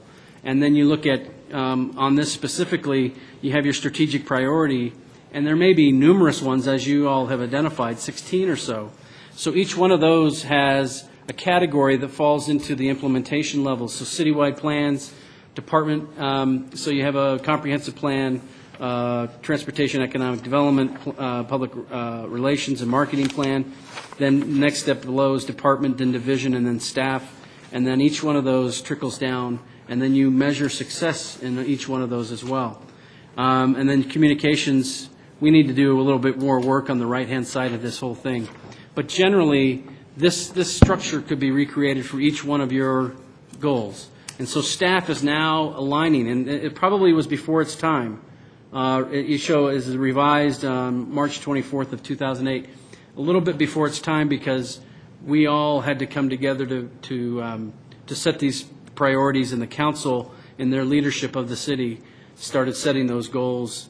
And so I think it's all kind of fallen in place. So I commend you. I'm really proud of the staff, and we're looking forward to an exciting year and coming back to you with progress reports on a regular basis. And then, so that's one item. Real quick on the second item, you'll be receiving an email from Michelle Halstead on our green and sustainable project that we're working with the Colorado Rapids on. She's going to request that if you can at all possible show up early next Monday night, because they want to do a video showing different recycling projects and different sustainability projects, and we'll probably have the mascot over here from the Rapids and maybe some players as well, right? Right? Yes, it may not be Monday, but I'll find the date. Okay, that's what the email is going to tell you, is what specific day that's going to occur. So that's it, Madam Mayor Pro Tem. Okay, thank you. Let's see. Councilman Moreno. No report. Councilman Benton. Well, this is something that the city manager accused me of wanting to brag about, but Texas A&M won another national championship last week. The women's basketball, NCAA Women's National Basketball Champions, by beating Stanford, a perennial power. You know, Stanford's mascot is a tree. I don't understand. No, well, that's a color. It's not a bird. It's a color, but it's a tree. They have a symbol. It's a tree. And then Notre Dame, who we beat in the finals, their mascot is a leprechaun. I would much rather have beat somebody with a bear or a badger, but it's okay. We have a center forward that was 6'1" and weighs 240 pounds, and believe me, nobody was pushing her around in any of those games. But I'm just very proud that we won that national championship. Thank you. Thank you. Ms. Carson? No report. Okay. Councilwoman Teeter? Couple things. I went to the Metro Denver Awards luncheon the other day, went to the Caraspace, however you pronounce it, Homes meeting, and afterwards, it wasn't any type of illegal meeting. There were 5 of us. We were starved. We went to Buffalo Run, and they were ready to close, but they graciously waited on us, and we had the nicest. Renee, do you remember her name? Yes. What is it? Anyway, we were treated very nicely there. Thank you. Councilman McEldowney? No report. Councilman Bullock? I received a couple of emails this week, matter of fact, 3. A couple of people were upset with council. One was about food, that they say that we discriminated against restaurants, and I do recall during that meeting that we said that all the restaurants in Commerce City were going to be restaurants that we patronize for our council dinners. But when we were naming them off, we just didn't name everyone. So whoever's out there watching, we're going to patronize all the restaurants at one time or another for our council dinners. That will deliver and cater. Right. And then I was criticized about an issue that was brought up regarding looking into Dave Chambers' issue, and that we were singling him out as somebody that was better than other people, and which was not true. So I'm going to say right now that that's wrong. I mean, I accept your email and I accept what you were thinking, but what you were thinking is not how it was brought forth, and it wasn't in the spirit that it was brought forth. So if you're out there watching me tonight, you don't have to email me again or text me. I'm just going to say you were sort of incorrect, and I'll probably get a text about that. And I went to the Carapace home meeting too, and we have a number of items that are coming up this week. And tomorrow for the Board of Adjustment, my alternate will be there because I will be at the RAB for the RAB meeting. And starting Wednesday, I will be out of town until Saturday. So a few of these items that we have here to go to, I will not be able to attend, but I have an RSVP'd for them, so I don't feel like I am taking up a seat that I won't be showing up for. That's it. Okay, sounds good. I just have one thing. I attended the Alpine, what? Okay, I attended the Alpine Waste and Recycling ribbon cutting, and that was really a great event. They are doing some remarkable things over there with fuel, and in an effort to be green, they were actually told a while back that they could not do it, and they were able to do it, and so it was pretty amazing, and we're proud to have them here in our city, and the things that they're doing make us proud, and so I want to say congratulations to them. So if there be no further business to come before this council, we are adjourned. Good night, everyone. Drive safely.